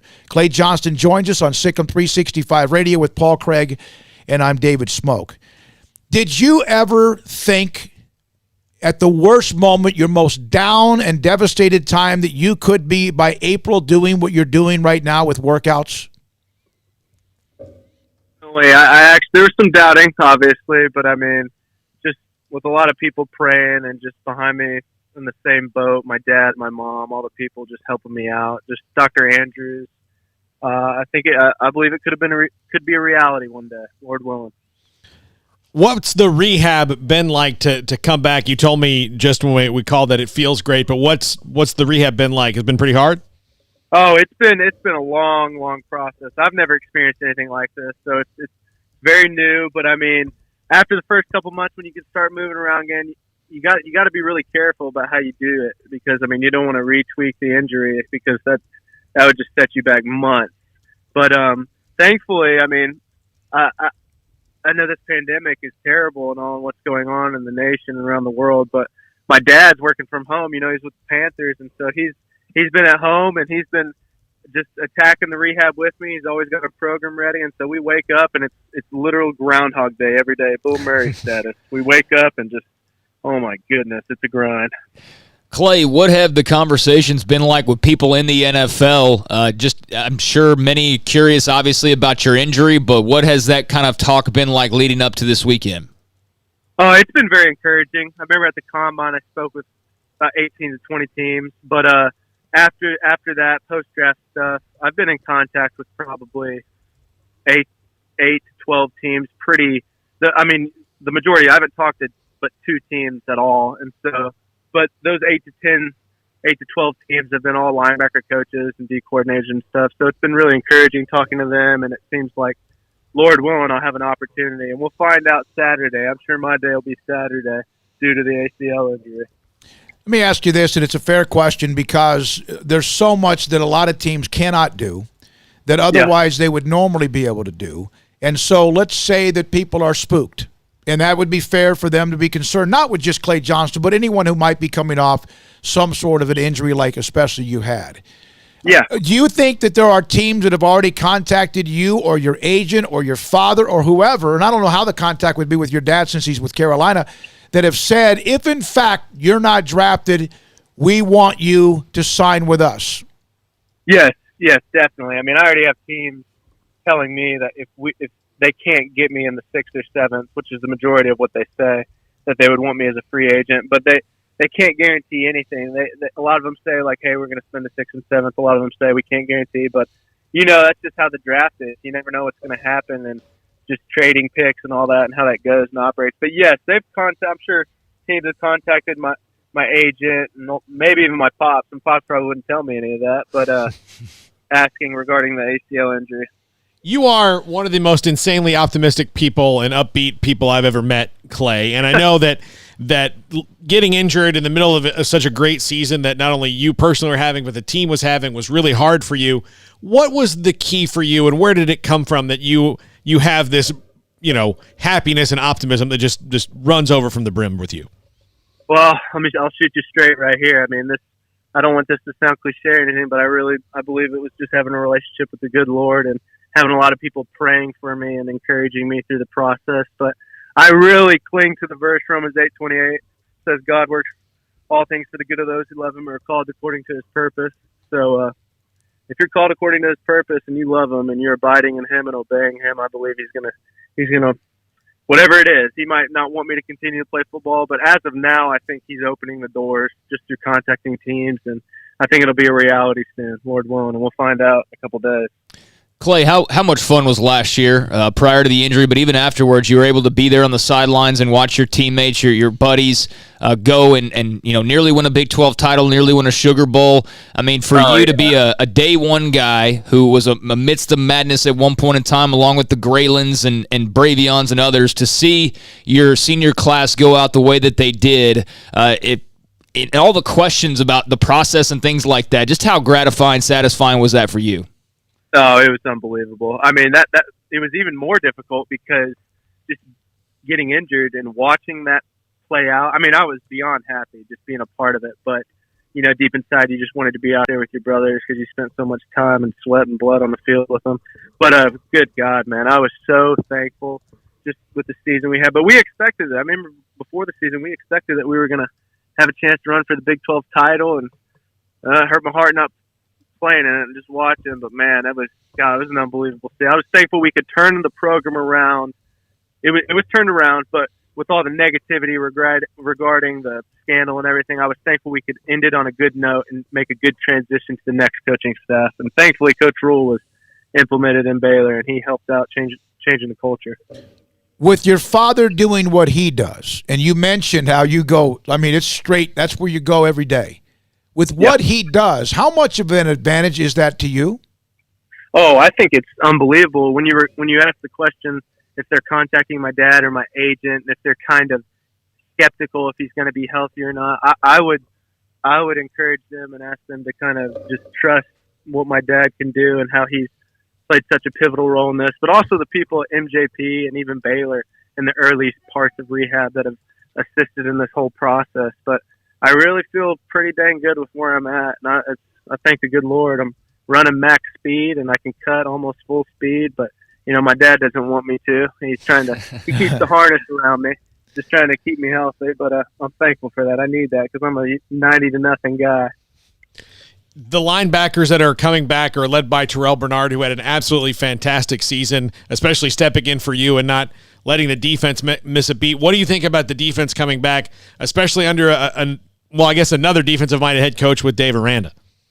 Oh yeah, I think they'll have to do a little rebuilding. I think they lost a lot of the older guys, which will definitely take effect. But I mean, this is part of it. You got to replace them. You got to continue to get better. But you got guys like Terrell that are going to step in and lead the defense. Then you got Charlie, who's going to be a very pivotal leader on the offense. So I think leadership will be just fine.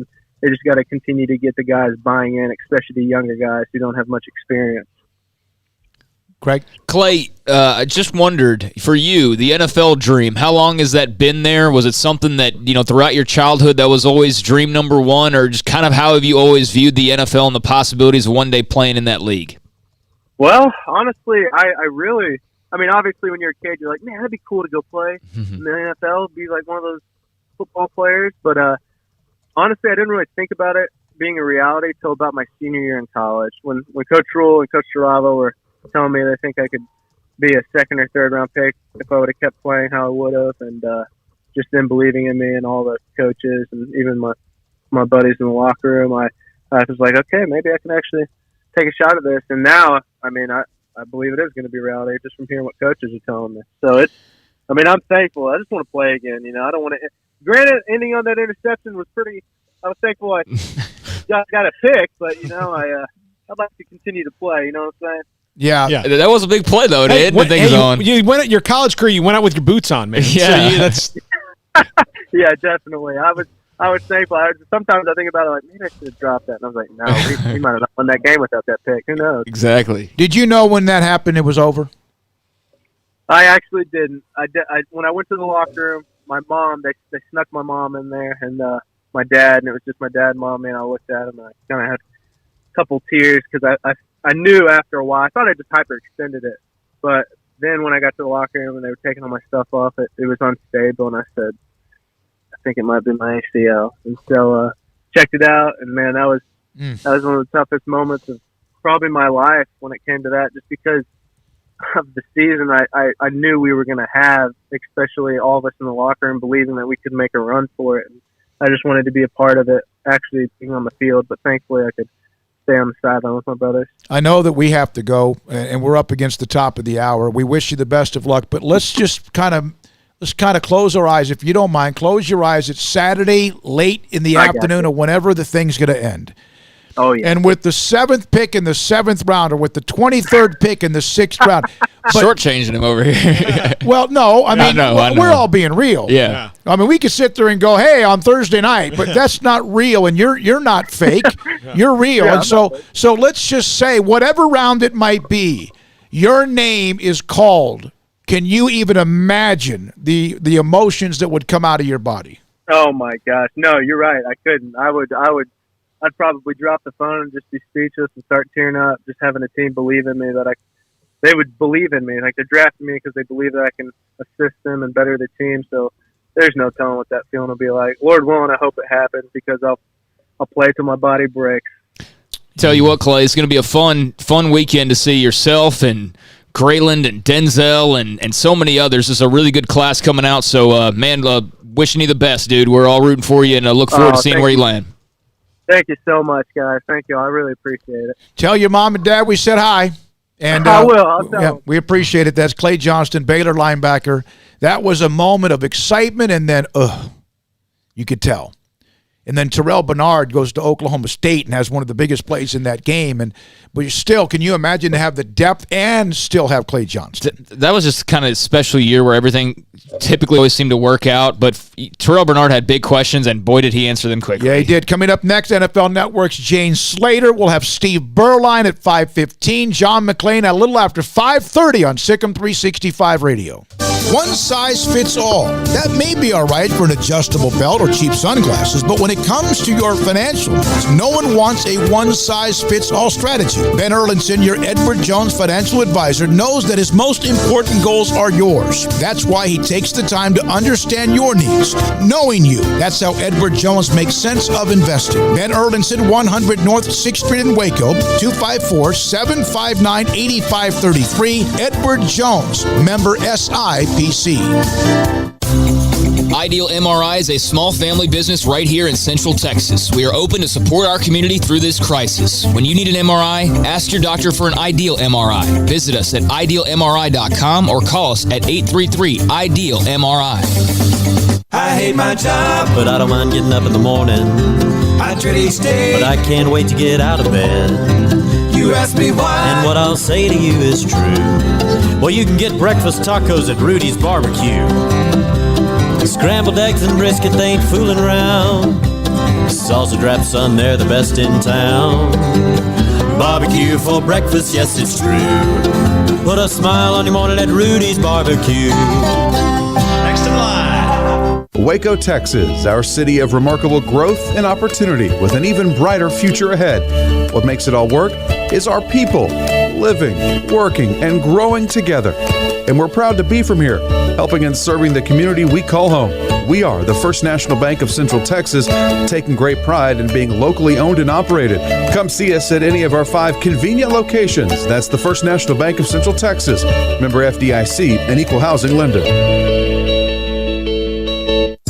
Riverbend Liquor and Wine has their easy-to-access drive-thru open and convenient and clean in-store location on the corner of Lakeshore Drive and North 19th Street in Waco. Riverbend Liquor has the best and most extensive variety of craft beer selections in Waco, with Crown Royal Peach in stock right now and Balcones Whiskey, including single malt, pot still, baby blue, French oak, rye, and brimstone. Riverbend Liquor and Wine, family-owned and operated, and a hidden gem in Waco on Lakeshore Drive and 19th Street. And find out more on Facebook and Instagram. Let Camille Johnston Realtors guide you seamlessly through the process of buying your dream home or selling your current one, commercial, farm and ranch, or residential. Camille Johnston Realtors can smoothly and successfully lead you through any transaction with a team of 24 experienced agents who are excited about serving you. Camille Johnston Realtors services the entire greater Waco area. If you're in the market to buy or sell, contact Camille Johnston Realtors, 104 Midway Center in Woodway, or find them online at www.camillejohnson.com. Camille Johnston Realtors, elegant, charming, warm. Welcome home. This is SicEm365 Radio. The 5 o'clock hour is sponsored by Edward Jones Investments with financial advisor Ben Erlinson, who'll navigate you through today's financial climate at 254-759-8533. Edward Jones, making sense of investing. Baylor trying to go 6-0. Hasty to the end zone, touchdown! Baylor wins in double overtime! SicEm365 Radio is presented by IdealMRI.com. When life is stressful, there's an ideal solution. Ideal MRI. Here's David Smoak, Paul Catalina, and Craig Smoak. This NFL draft segment on SicEm365 Radio is brought to you by Richard Carr Buick GMC Cadillac at the Imperial exit off Loop 340 in Waco. All right, here we go. This 5 o'clock hour. Craig Smoak, Paul Catalina, David Smoak, SicEm365 Radio, week number 3, episode 12. And now the 5 o'clock hour, we start with somebody as hooked in as anyone will be when it comes to what the Cowboys are thinking or doing, and Jane Slater from the NFL Network. Jane, can you try to describe right now the different juggling of balls that you have in the air with sources and whatever, and then you have the NFL Network and you have us and then others? I mean, is it fun? Is it exhilarating? Is it exhausting? You know, it's funny. A lot of people are sort of trying to figure out things to keep them busy in isolation. That hasn't been my experience. I've been up every morning at 7 a.m. and when my computer turns off at about 10, with the exception of yesterday, I got on my bike and I rode around Dallas for 2 hours, which was exciting. I've been, I look up at the clock and I'm like, where did the day go? So I feel like I'm going to really miss this when it looks like Dallas is, they've said May 15th, and Abbott has said, end of April. If we are still in quarantine, I'm going to be working on my cooking and things like that once this draft is over. But yeah, it's been heavily busy. I picked up the Titans and the Saints this draft, which was exciting. So I had calls with the Titans yesterday. I had, obviously a conference call with the Cowboys today, and then tomorrow I have the Saints. So, and then we're cranking out content for the NFL Network for your listeners that aren't familiar with how this whole thing's working technologically. I mean, Smoak, you and I worked in the small market, so we know how the sausage is made. We're used to doing all the things by ourselves. And, coming up the way that I did, it was pretty remarkable that at 35, when I joined the NFL Network, that I got a producer and I wasn't editing my own packages. And, we're sending our video and sound and stuff to our bosses in LA, and then they put it all together. And so now it has been a return to the VJ life where I went and purchased the softbox lights and the lighting in my office and troubleshot how to wear a laud and get my IFB going. And then I'm filming the hits that you see on NFL Now and on our platforms in Zoom, which I think it's not supposed to necessarily put that out there because of Zoom concerns, but taping it. And then I'm then sending it to myself on my iPhone, editing it, and then sending it to my bosses via text. So it's kind of fascinating how all this works. And even today, there was so much that came out of the Cowboys call that they said they only wanted, one hit from me. And I'm like, well, I'm going to shoot 3 or 4. And then, if you don't use them, I'll post them somewhere because that's how much content there was today. So we have a lot to unpack. So feel free to ask away. Well, what was the biggest thing that you thought came out of the Cowboys call? Oh my gosh, there was so much smoke. That is Smoak talking to me, right? That's Paul. It's Paul. Paul. Hi, you guys are kind of sounding alike today. So there were a couple of things that stood out. Mike McCarthy's tricky. I kind of joke because I feel like he's sort of forcing me to step my game up because he's real dodgy. Not answering a lot of the questions, and you've sort of gotten a bit of a Bill Belichick. Jason Garrett answered your questions. You may not always get what you wanted, but sometimes he'd give away a lot. I get the sense, good luck with all the injury updates we used to get from just Jason Garrett. Good luck pinning him down on some things. So specifically speaking, the defensive scheme has been, there's been a lot of questions. Are they going to be a 4-3 or 3-4 defense? I had been reporting a few things. I had heard that they were going to lean heavily on a 3-4 defense. Why have I been told that? Well, they went out and got Alden Smith. They've been really focusing in and drilling down on Caleb on Chase on the edge rusher out of LSU, which, of course, Mike Nolan being in New Orleans had plenty of knowledge of him. I was told that in this scenario, Leighton Vander Esch would move to the Mike position and Jalen Smith would be rushing more. I don't believe I'd be getting all of that intel if that wasn't happening, right? And so today, Mike McCarthy said it's a 4-3 defense, but then he kind of danced around it. So I pressed him again and got him to at least admit that it will feature a lot of linebacker looks. But the reason why this all came out was just by virtue of reaching out to prospects and agents and doing my typical digging since we don't have the 30 visits, which is fairly easy to confirm. This has been a little trickier since they're virtual chats. So you lean a lot on the prospects and what they're telling you and the agents in these situations. They were focusing on a lot of linebackers. For instance, 2 linebackers that they had talked to, Kenneth Murray was a linebacker and Patrick Queen out of LSU. So then my next question was, well, are you guys concerned about Leighton Vander Esch's health? I was told he's fine. I know there's been sort of mixed messages on that, but I trust my source on this, that he's been working out in Idaho. He's there with his wife, Maddie. They go there a lot in the off season. But that his health isn't an issue. It's more that they just simply need more guys in a 3-4 set. So that sort of is where some of that digging took us, and Mike McCarthy talks about that today. The other thing that I thought was interesting was they put out the virtual draft call with Jalen Hurts out of OU, a quarterback, which I was like, are you guys trying to taunt Todd France, who has not exactly been easy or pliable to work with as it applies to Dak's long-term extension? I was told don't buy too much into it. There was a little bit of smoke there, and he's, of course, a third-round guy. They wouldn't pick him up with their 17th pick in the first round. But what was also interesting to me was their interest in Florida International quarterback James Morgan, who, interestingly enough, I had gotten to know at Conference USA last year, and Butch Davis, who the former defensive coordinator under Jimmy Johnston won a Super Bowl, was his coach there. So I thought that was really intriguing. And so today on the call, they were asked about what they're looking for in a quarterback. In other words, hey, we're all kind of hearing about this quarterback leaning. And what Mike had said on there, and then I got later clarified, was they are looking to have a template very similar to Green Bay. In other words, they only had 2 starting quarterbacks going back to 1992. And all the other quarterbacks that they had, they developed these young guys and used them as draft commodity.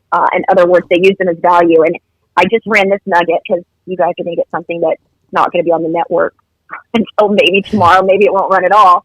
So I feel like I got to give somebody this information. Yeah.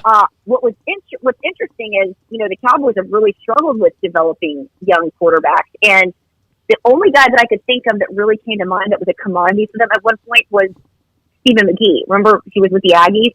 Mm-hmm. And I was wrong. In fact, going back to 1980, they've only traded 4 quarterbacks. Can you guys guess the last one? Was it Steve Walsh? That they traded. Good job. Nice, the Paul. Saints in 1990 for a first and third, and then the following year they got a second in 1992. And then here's another fun fact.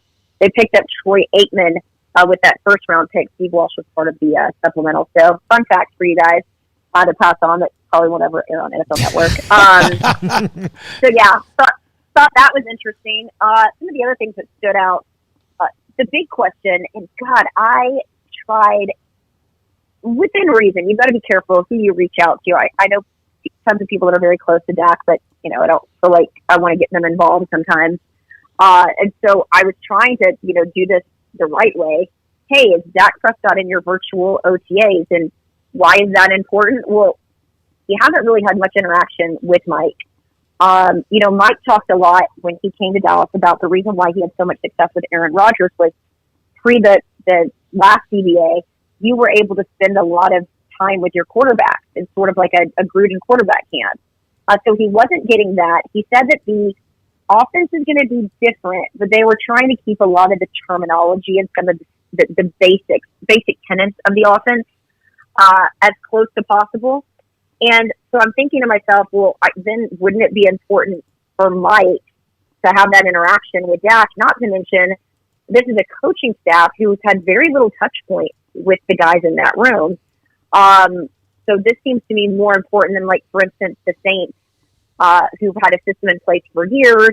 They've added Emmanuel Sanders, but they haven't added too many other pieces to that offense. This is sort of easy for some of those teams to sort of stop down. And I wouldn't be surprised, because I've talked to some teams, they just literally blow OTAs out completely. In other words, the only time they're going to be introduced to the offense, the defense, and the coaching is going to be at training camp, which Judy Batista had reported when this whole pandemic thing took place. And I thought that was wild. I'm getting it confirmed from at least one team who's going to do it that way. And as they explained, we're already reintroducing concepts anyways. And because OTAs is voluntary, I was also told, at some point they just think OTAs are going out the door. I thought that was interesting. Another nugget to sort of pass along. But so anyways, McCarthy, like, he sort of glossed over it on the first pass. I believe it was Clarence Hill who asked. And he said, yeah, Dak, blah, blah, blah, and players. I was like, wait a minute. So is Dak in the virtual OTAs? Because that's a big deal. Technically, the word isn't holdout here because he doesn't have a contract. It's a contract extension. So his services are voluntary. That's an important distinction. He doesn't have to show up. He just has always sort of struck me as the guy who would. But Todd France is, really playing hardball on this thing. And again, this is the Cowboys' fault. They should have negotiated this deal before his extension came up. In fact, this is kind of out of the norm for them. But so then, we have to, like, wait in this queue for Cowboys PR staff. Like, we went in order based on reports. It wasn't just, hey, I've got a question. So I kind of reached out to all the reporters. I'm like, wait, did we get an answer on that? I'm confused. And so I went back at him, and he wouldn't confirm it again. And so what he said was, I'm not doing a roll call, and he's been in communication with the coaches. And so I don't want to infer anything, but you guys read between the lines. It seems to me that, right, they would just say, of course Dak was there. So I think it's actually smart of McCarthy to kind of remove himself from this. Good cop, bad cop. I'm going to kind of protect my QB and let the front staff deal, the front office deal with it. But, I think a lot of us, the way that this chat was set up, we weren't able to see each other, and we didn't even get to see who was in the room the way they did this conference call. And so I didn't want it to get contentious with McCarthy, but I said, look, like, I want to make sure we're getting this right. And, as one person pointed out to me, it's a non-story. And I'm like, well, it actually is a story. And here's why. If a third string running back breathes in Dallas, we talk about it. So this is your starting quarterback. He doesn't have a contract extension. It's important. especially with a new coaching staff, if he's learning the playbook. So it's my understanding he has the iPad. He's got the technology. He can do the stuff on his own. But again, this is voluntary, and it doesn't sound like he was in the at least these first 2 days of OTA. Jane Slater of NFL Network here with us on SicEm365 Radio. Jane, it would not be a lead up to a draft or a Cowboys offseason without some rumors about an all-pro type safety joining the fold. And so we've seen the Jamal Adams talk out there. Was there any discussion about that today on the conference call? And for any fans that might be getting their hopes up that this is the time it's going to happen, what would you say to those fans about those hopes? This, to me, I addressed this last year, and I had told folks last year the Cowboys, in good faith, offered up a lot last year, and it didn't work out. And this just feels like the Earl Thomas stuff again. I had once joked if I had $1 for every time someone asked me about Earl Thomas, I could retire in the British Virgin Islands, which is where I hope I retire. It never happened. And here's the deal. People don't realize that, okay, so you give up something to go get a free agent, but then you have to sign them. So where are you getting that money is my question. And so, I think the Cowboys would rather, okay, if Jamal Adams gets released from the Jets, the situation becomes tenuous, then I think it's a possibility. But to suggest that they would trade away their 17th pick in the draft, it's just not the Cowboy way. Now, I was told by a source that I trust that this was just not top of mind right now. I know I upset some people that cover the Cowboys when I described it as rumors, but that's what it was. Could they have talked about it? Sure. I mean, I think teams talk about all sorts of things, but in terms of how serious they discussed the possibility of going out and getting Jamal Adams, it's just not going to happen. And they sort of addressed that today, too. In fact, Jerry Jones said it was very unlikely that they would do something like that. I would say if they do any trading, I could see them potentially trading back. And I was told that was because they really like the offensive lineman, Cesar Ruiz, the kid out of Michigan. I actually interviewed him for my podcast, the Boys and Girl podcast. Really smart guy, sharp. And, of course, they've got to figure out a way to replace Frederick. Now, McCarthy did bring up the fact they've got Joe Looney, who, of course, did a great job when Travis Frederick was out with the autoimmune disease all of the season prior. They also have Connor Williams, and they have Connor McGovern, but we didn't see Connor McGovern at all last year. And I find it hard to believe that they would just plug and play Connor Williams. I could be wrong. But Cesar Ruiz is a guy that they certainly like. I think it's more likely when they fall to 17. Again, I keep hearing a lot about Caleb on Chason, the edge rusher, and then the two other guys I was told to keep an eye on, two cornerbacks. One, because, of course, you lost Byron Jones in free agency. I mean, talk about a guy getting paid. They lost him, and so two guys I've been told that they have their eye on when they get on the clock is C.J. Henderson out of Florida, and then A.J. Terrell out of Clemson. So just two guys to also keep an eye on there. Jane, amazing. Thank you for your insight. I know you got an NFL cut-in coming up very soon. I want to let everyone know, and we are up against a break as well, the work you're doing with young journalists during this time, giving them some tips and also helping them along the way is phenomenal. And for those that don't know, just go follow her timeline, and we'll give that obviously in a second. But thank you so much for jumping on during what you have so much on your plate. We appreciate you. Proud of you. Anything for you, Smoak. Thank you guys so much. I appreciate it. That's Jane Bye. Slater. Yes, that's Jane Slater with the NFL Network. I saw her start her career in the Tyler market. She went up to, I think it was Denver, and then came to Dallas, I think maybe Austin. Did a little sports radio. Yeah, did some sports radio, and now a go-to reporter with the Cowboys and more on the NFL Network. Coming up next, Steve Berline, 18-year NFL quarterback and CBS television college and pro football analyst is next. We are facing some unique challenges at this time. We want to do our part to support not only our community, but our medical providers who are really overtasked right now. Governor Greg Abbott has required dental offices to postpone all elective dental procedures, but still be available for dental emergencies. At this time, dental emergencies are those that are defined as something that would make somebody consider going to the emergency room for treatment. We're offering to see you at our office Tuesday, Wednesday, and Thursday from 8 to noon, and we will waive all fees. We're doing this to support the community and support the medical system. This will allow the overtasked medical community to focus on the truly needy at this time. In the midst of what seems to be so much gloomy news, we want to send a positive signal of our faith in our community and in each other. We're all in this together. We're all in this together. We are all in this together. We're all in this together. We are all in this together. We're all in this together. We're all in this together. We are all in this together. We're all in this together. We're all in this together. We're all in this together. We're all in this together. We're all in this together. We are all in this together. We're all in this together. We're all in this together. We're all in this together. Thank you and God bless.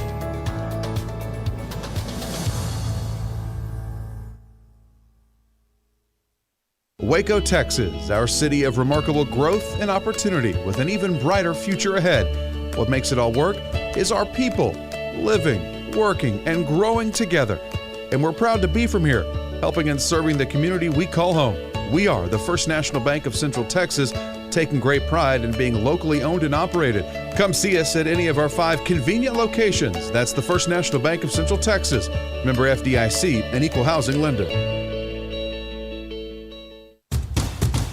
Hey, this is Bryce Petty, former starting quarterback and 2-time Big 12 champion, and I know firsthand the importance of being in top shape both on and off the field. So listen up, men. If you're feeling beat down day in and day out and looking for that high-performance edge that separates the men from the boys, then look no further than the Petty Clinic Low T in Waco. Petty Clinic is a comprehensive men's healthcare clinic with an atmosphere catering to men. Board-certified Dr. Kent Petty has a special interest in offering the highest quality medical care to men of all ages. Some of the services offered include screening and treatment for low testosterone or thyroid, infertility, high blood pressure, diabetes, high cholesterol, sleep apnea, while offering comprehensive wellness exams and complete men's health lab panels. High performance men, remember, it's not just a Petty thing. This is Bryce Petty, encouraging you to reach out and Google search Petty Clinic Low T or go to pettycliniclowt.com and get your complimentary lab screening today.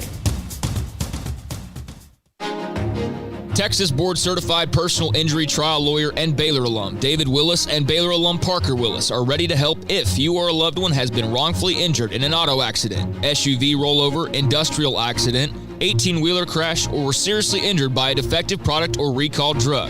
Call them for a confidential and free case consultation at 1-800-GOT-HURT or visit them at texastriallawyer.com, principal office in Houston, Texas.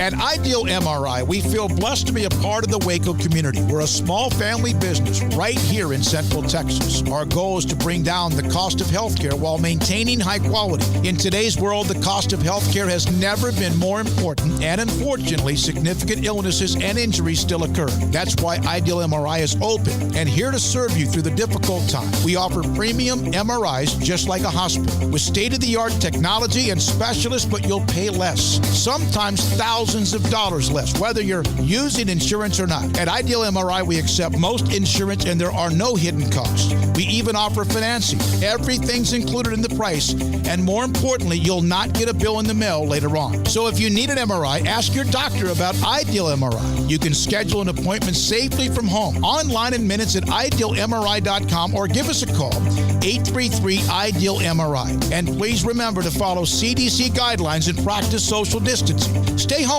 except for the essentials, and be safe, and together we'll get through this at idealmri.com.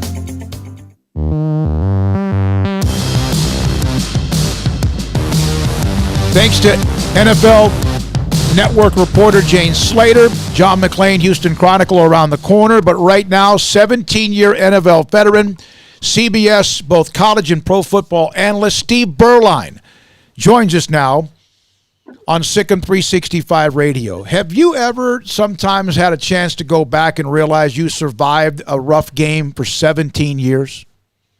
You know, I'm pretty much reminded of it every morning when I try to get out of bed. Yeah. I've had both hips replaced, and I had counting the 2 hips after I retired. That's 21 were either directly or indirectly related to football. So, but once I got the hips taken care of, I feel great now. But I do still have some issues that, for me have become kind of normal, but, pretty lucky to be able to do the things I can do after 17 years of playing that game, when it was, by the way, significantly different than it is right now. Let's just put it that way. Mm-hmm. Draft this week. What was this process like for you in 1987? Well, much different, as you know, and as the listeners can imagine. Maybe some of them can't even imagine because they're not old enough to remember those days. But there was no social media. There was not nearly the coverage, the attention placed on the draft as there is today with all the buildup and everything else. We did have the combine, and so that for me was a tremendous opportunity to reinforce some things that I had established my senior year, coming off of a junior year at Notre Dame, where I was significantly hurt with a shoulder injury that had occurred during my sophomore year that wasn't treated properly, and so there were a lot of questions coming into my senior year. And then I did get back in shape and played better and showed that I could do it. And I had a really good game at the Blue-Gray All-Star game, and then the combine was another opportunity for me to reinforce that I could play at the next level. So all those things worked in my favor. But on draft day, I still really didn't know what was going to happen. I was projected as somewhere between a third rounder and a fifth rounder, and back then they had 12 rounds of draft. So, we really had no idea who was interested or when it might happen. We just thought it was going to be somewhere in that time frame. And sure enough, I got drafted by the hometown Los Angeles Raiders, where I grew up in the fourth round, and it was like a dream come true. I got a phone call. I was actually taking a nap when it happened because there was no TV coverage past, I think, the second round back in those days, and so I really had no idea what was going on. Steve, if a prospect were to sit in front of you right now who's going to have their name called this weekend, I would imagine that a lot of their thoughts could be on how they're going to take care of their family, what the first big purchase is going to be, what their jersey number is going to be. But the reality is there's a business to all of this. So what would your advice be to a incoming NFL prospect on, from the point of view of somebody who was able to play nearly 20 years in the league? Well, I think the most important thing is to not take any of it for granted. And you assume at that age, and remember, most of these kids are not even 23 years old yet, and so their brains truly are still developing. I mean, it's been proven that the human brain develops all the way up until 25 years old. So there's still so much for these young men to comprehend and learn, and it's their first time really out in the world on their own. And I think the natural reaction, especially for the guys that are the top draft choices, is to believe that they've got it made and that, they've arrived and that there's nothing to worry about. But that's the attitude that easily can shorten your career. And maybe even before it even takes off, if you start thinking that way and believing that, I think it really is a recipe for trouble. You need to go out and understand that it's an incredible opportunity. You've got the opportunity of a lifetime to make dreams come true. Go out and work even harder at your craft to make sure that there's no question in anybody's mind as to whether or not you're committed, but also in your own mind as to whether or not you're doing everything you can possibly do to make sure you're ready for that opportunity. So that would be the advice. Just don't take anything for granted. Appreciate the opportunity and go make the most of it. You had moments and times when, like, for example, the 91 Cowboys, and you helped them become they learned how to win again. And yes, there was a lot going on at that time, and Troy Aikman was hurt, but you came in and helped spark that team. Was that one of your favorite years? That for sure was. Those 2 years that I had in Dallas were as memorable as any years that I had at any level. Coming into 91, I was coming off of the year in 1990. We won't even get into the details, but Al Davis pretty much buried me that year. I didn't even suit up for a single game in the 1990 season after having finished both 88 and 89 as the Raiders starting quarterback. Very long story, but I got traded to the Cowboys finally and hadn't played in over a year. Fortunately for me, Troy Aikman didn't get hurt until week 12 against the Washington Redskins, who, by the way, were 11-0 at the time and on their way to winning a Super Bowl.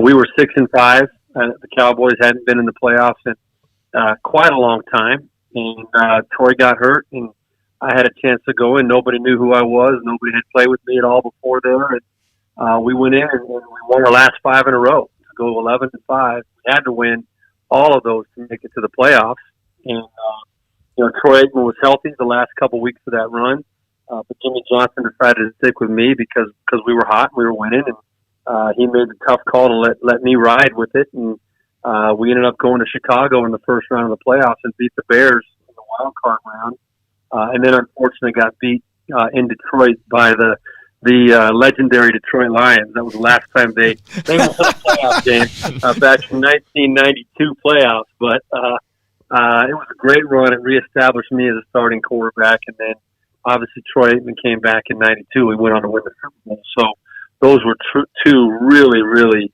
rewarding, memorable years for me, without a doubt. Was there ever any tension between you and Troy in that little when he didn't get to start and Jimmy was playing the hot hand? No, never. There never was. Troy and I were only about a year apart, I think, in draft. I think he came out in 88. I came out in 87. So we were very close in age. We had a lot in common. I grew up in Southern California, so did he. We hit it off very well. He knew I was there to support him. I knew my role. I was just grateful to be back in a situation where I could play again if the opportunity came up. And for me, fortunately, I did get an opportunity, but every chance I had, even during that run, I made it very, very clear that I was just holding down the fort, that Troy was the man. I knew it. I'm not here to challenge him for his job. My job is to come in and win and play at a high level when called upon, but he's the man. And so he knew all along that I was on board with the whole thing, and I was going to support him. And the next year was that magical first Super Bowl run that, left anybody that had any doubts without any more doubts about whether Troy Aikman was going to be the guy there. What would you say if you were drafting and it was your call? Steve Berline, 17-year NFL veteran, part of that Cowboys Super Bowl 27 team, and also a CBS both college and pro football analyst. If you were drafting, Steve, and you had the picks in front of you, not even names, what do you need? What are the 3 or 4 things? What do you need in a quarterback? The big arm, the intel. What is it that you need that would make a difference for you? Well, first off, they have to have the physical ability. You have to have no doubt that they have the physical ability to play the position at the next level, meaning the ability to make all the throws.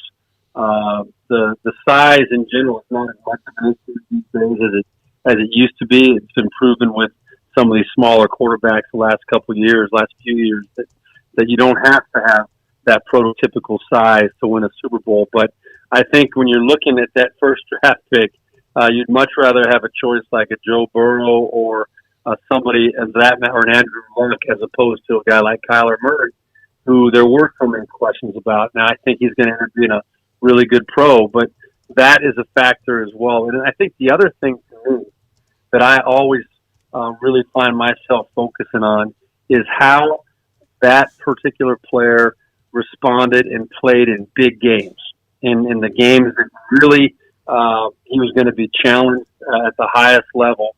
Even if it's from a smaller school, if he's playing in a big game down the stretch, where they've got to have a game out of him in order to win.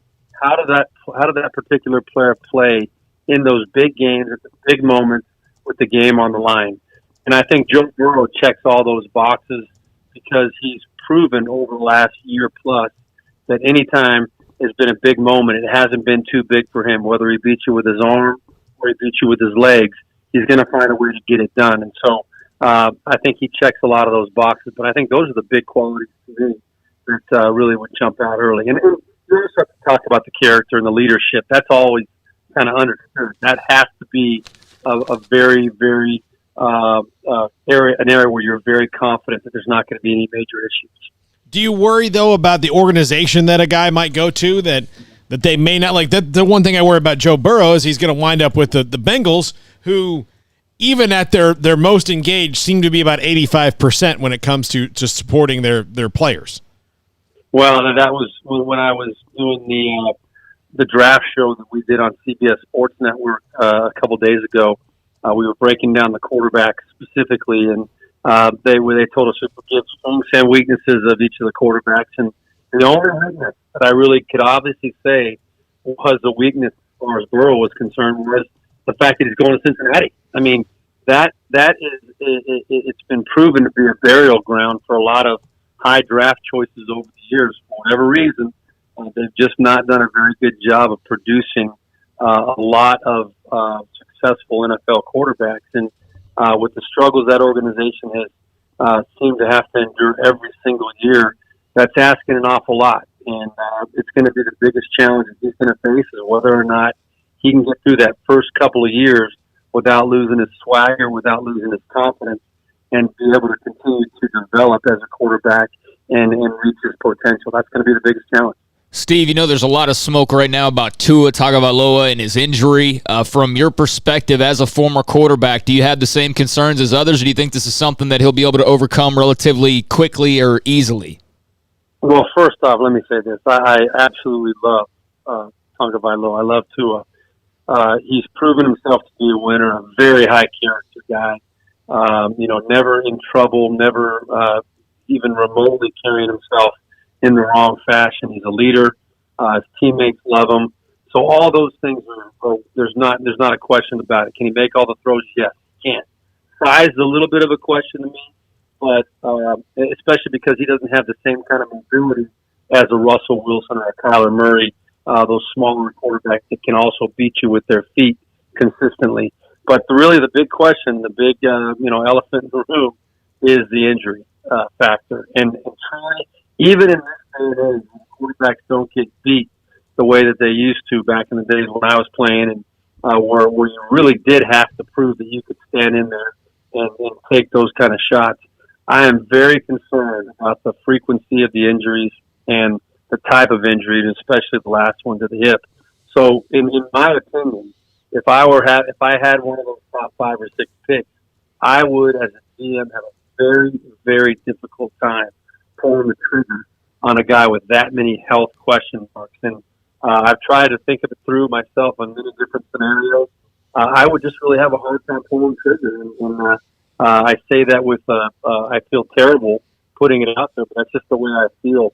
I just don't know if he's going to be able to hold up long term.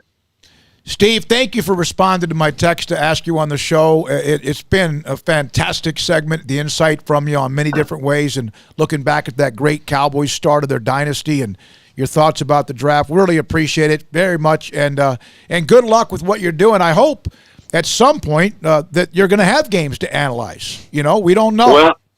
Well, that would be a lot of fun. We're all hoping for the same thing, I think, as far as that goes, but. Other priorities are in place right now. We'll see how it all falls out. Thank you very much. Phil. You got it. All right, that's Steve Berline. Played at Notre Dame. He was at Moeller High School, by the way, the famous high school in Cincinnati, Moeller. Played with the Raiders, Cowboys, Cardinals, Jags, Panthers, and Broncos, and won a Super Bowl with the Cowboys as a part of the 1992 team. I did not get to one question that I wanted to ask. He's somebody who's had the unique opportunity to play under franchises run by both Jerry Jones and Al Davis. I was just curious. Yeah. Well, I think he kind of made that. Well, who's the more unique character? A lot of times it goes the other way. Like, right. Al Davis was huge on for a year, and the Raiders still somewhat do this now, especially with the some of their free agent signings they've made. But the Cowboys get rid of somebody, the Raiders move like right to the top of the queue when it comes to let's go get that guy. Yeah. There were, I can count maybe 7 training camp super stud wide receivers that didn't make the Cowboys that the Raiders picked up as soon as they hit the waiver wire. Yeah. Yep, there's no question Al Davis had a huge influence on Jerry Jones, and you wonder what Al Davis, looking down, thinks about what Jerry's done. He's got 3 rings, but it's been 25 years since they even played in a conference championship. Probably thinks he's doing a great job. Yeah, I was going to say, right? Hey, you're hitting a home run. Coming up next, John McClain, Hall of Fame writer, on the week of the draft and how this goes down. I read an article by Richard Deitch on theathletic.com. The media circus, get ready for the most complicated NFL draft broadcast ever. This is SicEm365 Radio. Our communities are facing unprecedented times. At Boozer's Jewelers, we care about you and your family. If you're like me, your home has unwanted or unused jewelry lying around. They can have value, and that means we can turn that jewelry into instant cash. This is a great way to get the most value from your unwanted jewelry. At Boozer's Jewelers, we buy all kinds of unused jewelry. So give us a call and let us give you peace of mind and cash for your unwanted or unused jewelry. Waco, Texas, a place with its own unique history and a future bright with promise. Full of remarkable growth and opportunity, and what makes it all work is its people. Families, raising children, growing businesses. Wacoans are hardworking with a passion for what's next, and we're proud to be from here, helping Waco to grow and prosper. We are the First National Bank of Central Texas. Familiar faces making local decisions. Member FDIC, an equal housing lender. Hi, this is Grant Taff, and I'm a proud listener and supporter of the all-new SicEm365 Radio show with my friend David Smoak, Paul Catalina, and Craig Smoak. SicEm. Ideal MRI is a small family business right here in Central Texas. We are open to support our community through this crisis. When you need an MRI, ask your doctor for an Ideal MRI. Visit us at idealmri.com or call us at 833-IDEAL-MRI. I hate my job, but I don't mind getting up in the morning. I dread each day, but I can't wait to get out of bed. You ask me why, and what I'll say to you is true. Well, you can get breakfast tacos at Rhoades Barbecue. Scrambled eggs and brisket, they ain't fooling around. Salsa drap, son, they're the best in town. Barbecue for breakfast, yes, it's true. Put a smile on your morning at Rhoades Barbecue. Next in line. Hi, this is Mart High School football coach Kevin Hoffman, and I'm a proud listener and supporter of the all-new SicEm365 Radio show with David Smoak, Paul Catalina, and Craig Smoak. In this day and age, you must be able to change how you do business. Think outside the box to ensure that you service your customers. And at Waco Custom Marketplace, we've created our own drive-thru for your Monday, Wednesday, and Friday shopping needs, 10 a.m. to 6 p.m. So you can still order and enjoy from our great butcher shop and bakery, including 2 pounds of 8-ounce salmon fillets for $24.05, 2 pounds of 4-ounce catfish fillets for $4.90, sliced ham or turkey, American cheese and smoked sausage, fresh chicken breast, 3.5-pound whole chickens, sliced bacon, boneless pork chops, 80/20 ground beef, 4 pieces of sirloin steak or 4 pieces of ribeye steak from $19 to $35. Marinated beef or chicken fajita meat plus a loaf of bread. Fresh carrots and Idaho or red beet potatoes or white onions. Pinto beans and white rice, flour tortillas. So the great product, customer service, and tradition continues at Waco Custom Marketplace with a drive-thru only Monday, Wednesday, Friday, 10 a.m. to 6 p.m. Waco Custom Marketplace, 425 Lake Air Drive in Waco. Let Camille Johnston Realtors guide you seamlessly through the process of buying your dream home or selling your current one. Commercial, farm and ranch, or residential, Camille Johnston Realtors can smoothly and successfully lead you through any transaction with a team of 24 experienced agents who are excited about serving you. Camille Johnston Realtors services the entire greater Waco area. If you're in the market to buy or sell, contact Camille Johnston Realtors, 104 Midway Center in Woodway, or find them online at www.camillejohnson.com. Camille Johnston Realtors, elegant, charming, warm. Welcome home.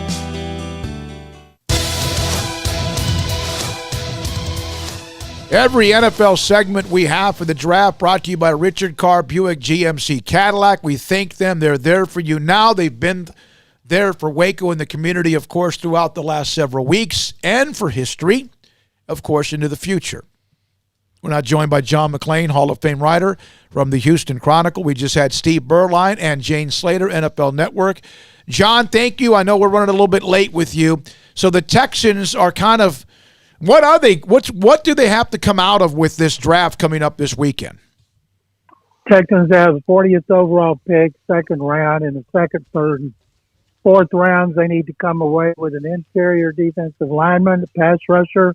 Need to come away with a safety and a cornerback, and then worry about offense in the later rounds.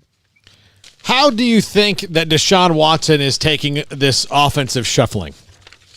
Well, he ought to like it because they've had a speed with Brandon Cooks. They've added a slot receiver, Randall Cobb, coming off a career-high 15.1 yards average per catch with the Cowboys. They've added David Johnston in the backfield. His 10.7 yards average per catch is more than any back in the football going back to 2000 if he's got at least 65 catches in his last 4 seasons when he was healthy.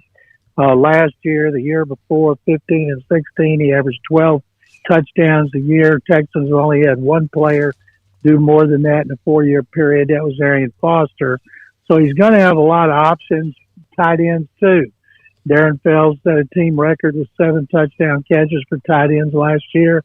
Second tight end, Jordan Akins, got a whole lot better, averaged about 14 yards per catch. So he's got a lot of weapons. He doesn't have DeAndre Hopkins, of course, but others are going to have to make it up. And the problem is most of them have injury issues.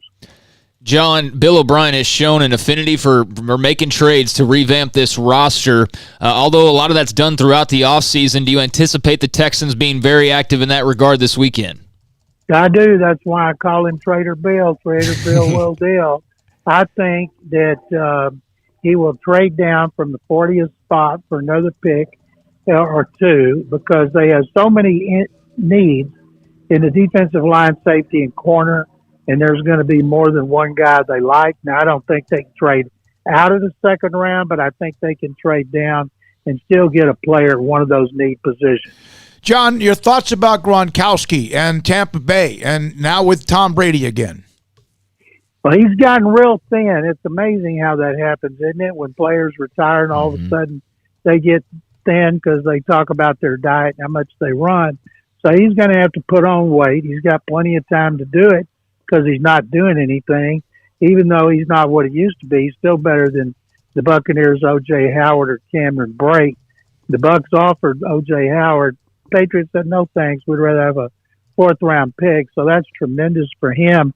In my last mock draft that's on our sports website, Texas Sports Nation, I have them taking a second receiver, Jerry Jeudy. Can you imagine an offense with Mike Evans and Chris Godwin, both of whom had more than 1,300 yards receiving last year, Jerry Jeudy from Alabama and Rob Gronkowski at tight end to go with Tom Brady? That's more talent than he ever had at New England. That would make Ronald Jones pretty happy because maybe take some of the pressure off him to step it up a bit. John, the top of the draft is interesting to me in that the Lions and Giants are both there kind of floating out that they would entertain trades. Of course, that happens every year, but they really are in kind of catbird seats once Washington decides what they want to do if there's running quarterbacks, aren't they? I don't think Daniel Snyder's dumb enough to screw up taking Chase Young, the Ohio State edge rusher, who's the best prospect in the draft according to everybody. Even Snyder can't mess that up.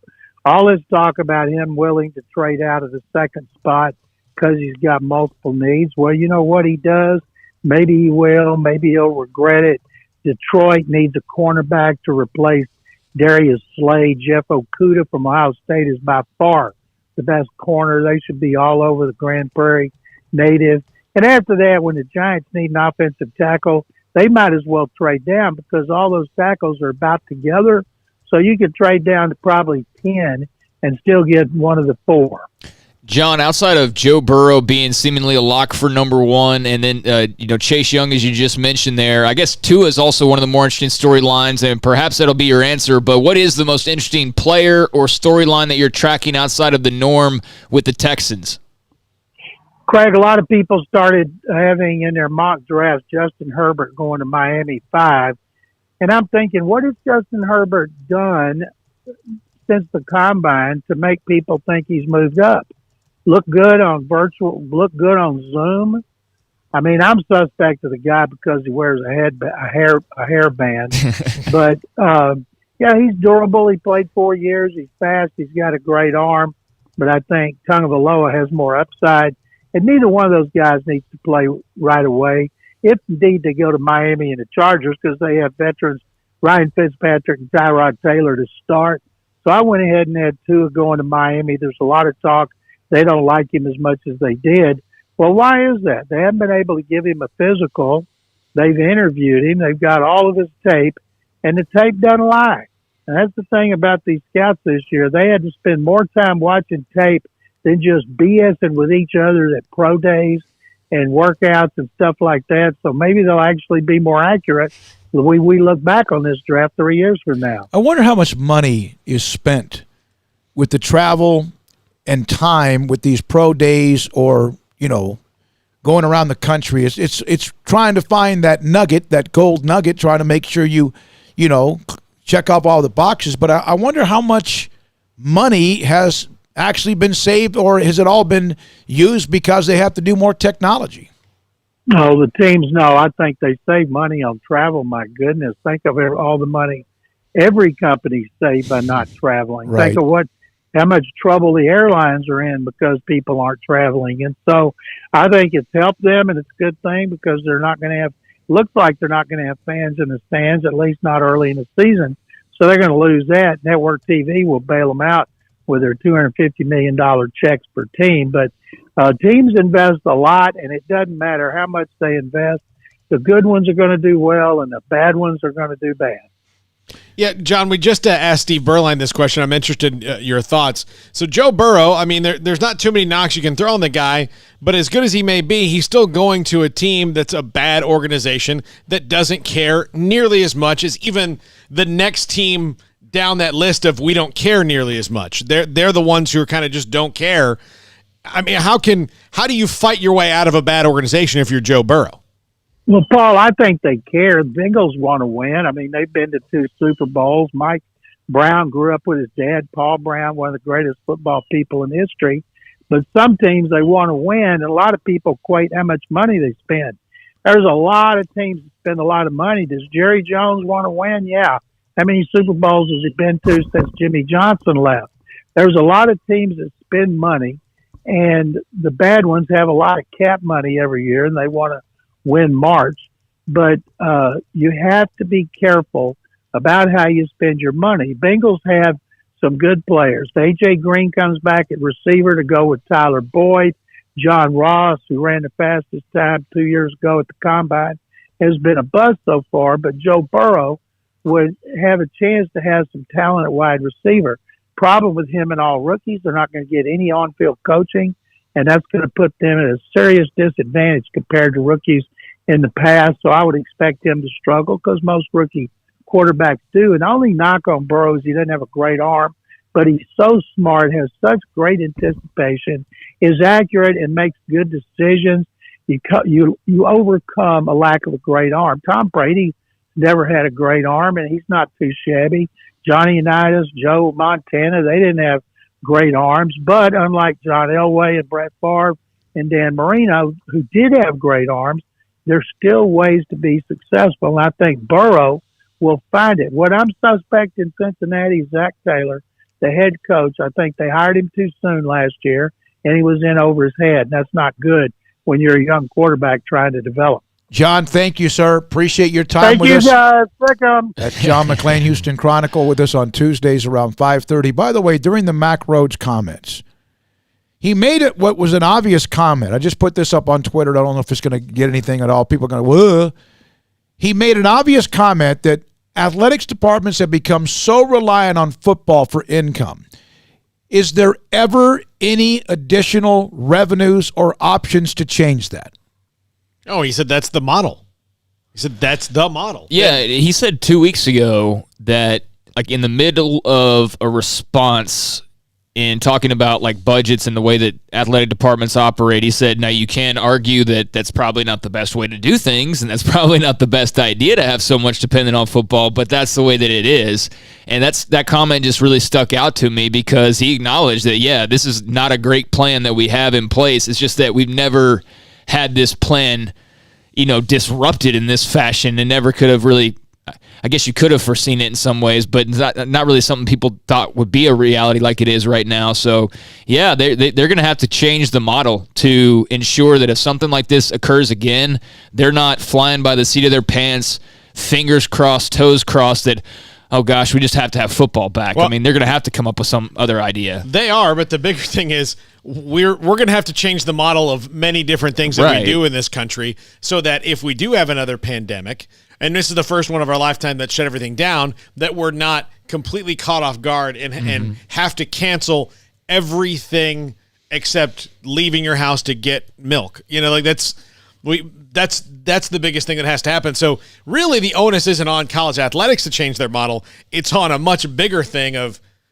world. Let's figure this out so this doesn't happen again. Yeah, but they certainly have to go to the drawing board and figure out where they can find some extra money here and there, or how more revenue streams can be produced. What I find very interesting too is realignment's not that far away, and nobody predicted what we're going through right now. So I'm very curious to see here in about 3 years when these contracts with television networks start to run out, and there's all this talk about super leagues and mini NFL and blue blood league and all that stuff. Well, I think as we're seeing right now. I never thought that would happen because I thought we already kind of had it. Yeah, in a way, yeah. But there might be some dead financial weight at some schools that we don't even know about that could get trimmed right off the bottom, and then you see that. I do think that, and I'm optimistic that eventually this will all get worked out and we'll be back to some kind of close to normal. But things are going to change. I just think that, to change the whole model is going to be tough. If I'm the NCAA, one of the models I'm changing is, let's start running this like leagues so they're kind of insulated. The other thing I would do if I was the NCAA was I would figure out a way to stop getting sued every 6 weeks. Yeah, that would help. Stop getting sued because they're not winning these lawsuits really. I mean, like you can call a settlement a win, but they're not winning these things. Right. So, find a way to stop getting sued, and then that'll help your reserves stay there. If you're a subscriber to theathletic.com, and it is a paid site. Well, then you need to make sure you're first a subscriber to SicEm365.com. I'm bringing this up. Yeah, no, you're right. All very affordable. Site. Yes. But there's an incredible article on there about the media, about what they're about to do for the NFL draft, written by Richard Deitch. And I've read it, and it's fantastic. We were going to try to get to it. But they're basically kind of almost intermixing the various networks with each other because this is so unique with the COVID-19. Yeah, well, and if you're trying to limit the number of people that are in a given setting, you already got the player and his family at the home broadcast, and so that could be, that's already flirting with the limitations of the COVID, stay-in-place rules. But then you add, 3, 4, 5 people from NFL Network, and, hey, let's say that ESPN also wants to be there. So, yeah, I would imagine they're trying to logistically limit the number of people as best they can, which would include some crossover and networks working with one another. I just think that makes all the sense. I did want to pass along one NFL note as well before we go. This was not officially announced by the video game company, as it typically is, but Madden. Apparently the cover boy this year will be Lamar Jackson, and he broke that news via the Ravens Twitter feed, not through Madden, so they kind of had a little bit of a minor beef, I think, with that, but he makes sense, and, Mahomes broke that curse, broke it to death last year, so we'll see if Lamar Jackson won't do the same thing. Do you think that EA Sports got as mad at him as they did at me? No. By the way, this is from Leon on the Riverbend Liquor and Wine text line. If you remember, David, I want to say it's 20 years since the Cowboys had a playoff run. Now I'm saying it's been 25. There's no question. Keep dusting off those old phone numbers. You're bringing back a lot of great Cowboys memories. I really enjoyed hearing from Steve Berline, and I love that question about he and Aikman and that run. And then also, here's from the 254, also make sure that all stadiums sell booze. You'll make that money back quickly. That's one of the businesses that's thriving like never before right now.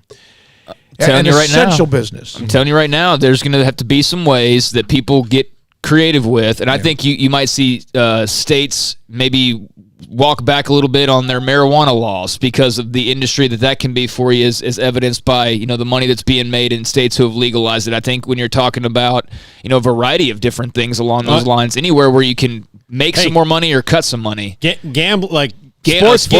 Yes, sports gambling has been is now legalized. I would think that once the important stuff is figured out by Congress, which, when do they really do that anyway? But once they address some of that stuff, you might see them maybe address the one thing that needs to happen for all 50 states to just grab it is some uniform rules that can cross state lines, because if that doesn't happen, it'd be chaos. If that happens, then you'll see states just one by one start, hey, build a casino here, build a casino there, and do that. And it'll be something. We're up against it. Thanks to Mark Vidal, Dr. Brett McCabe, sports psychologist, Mack Rhoades, Clay Johnston, Steve Berline, NFL Network's Jane Slater, John McClain. And, hey, tomorrow we have a Heisman Trophy winner coming on. Tomorrow we have one of the best voices in Major League Baseball coming on, among others.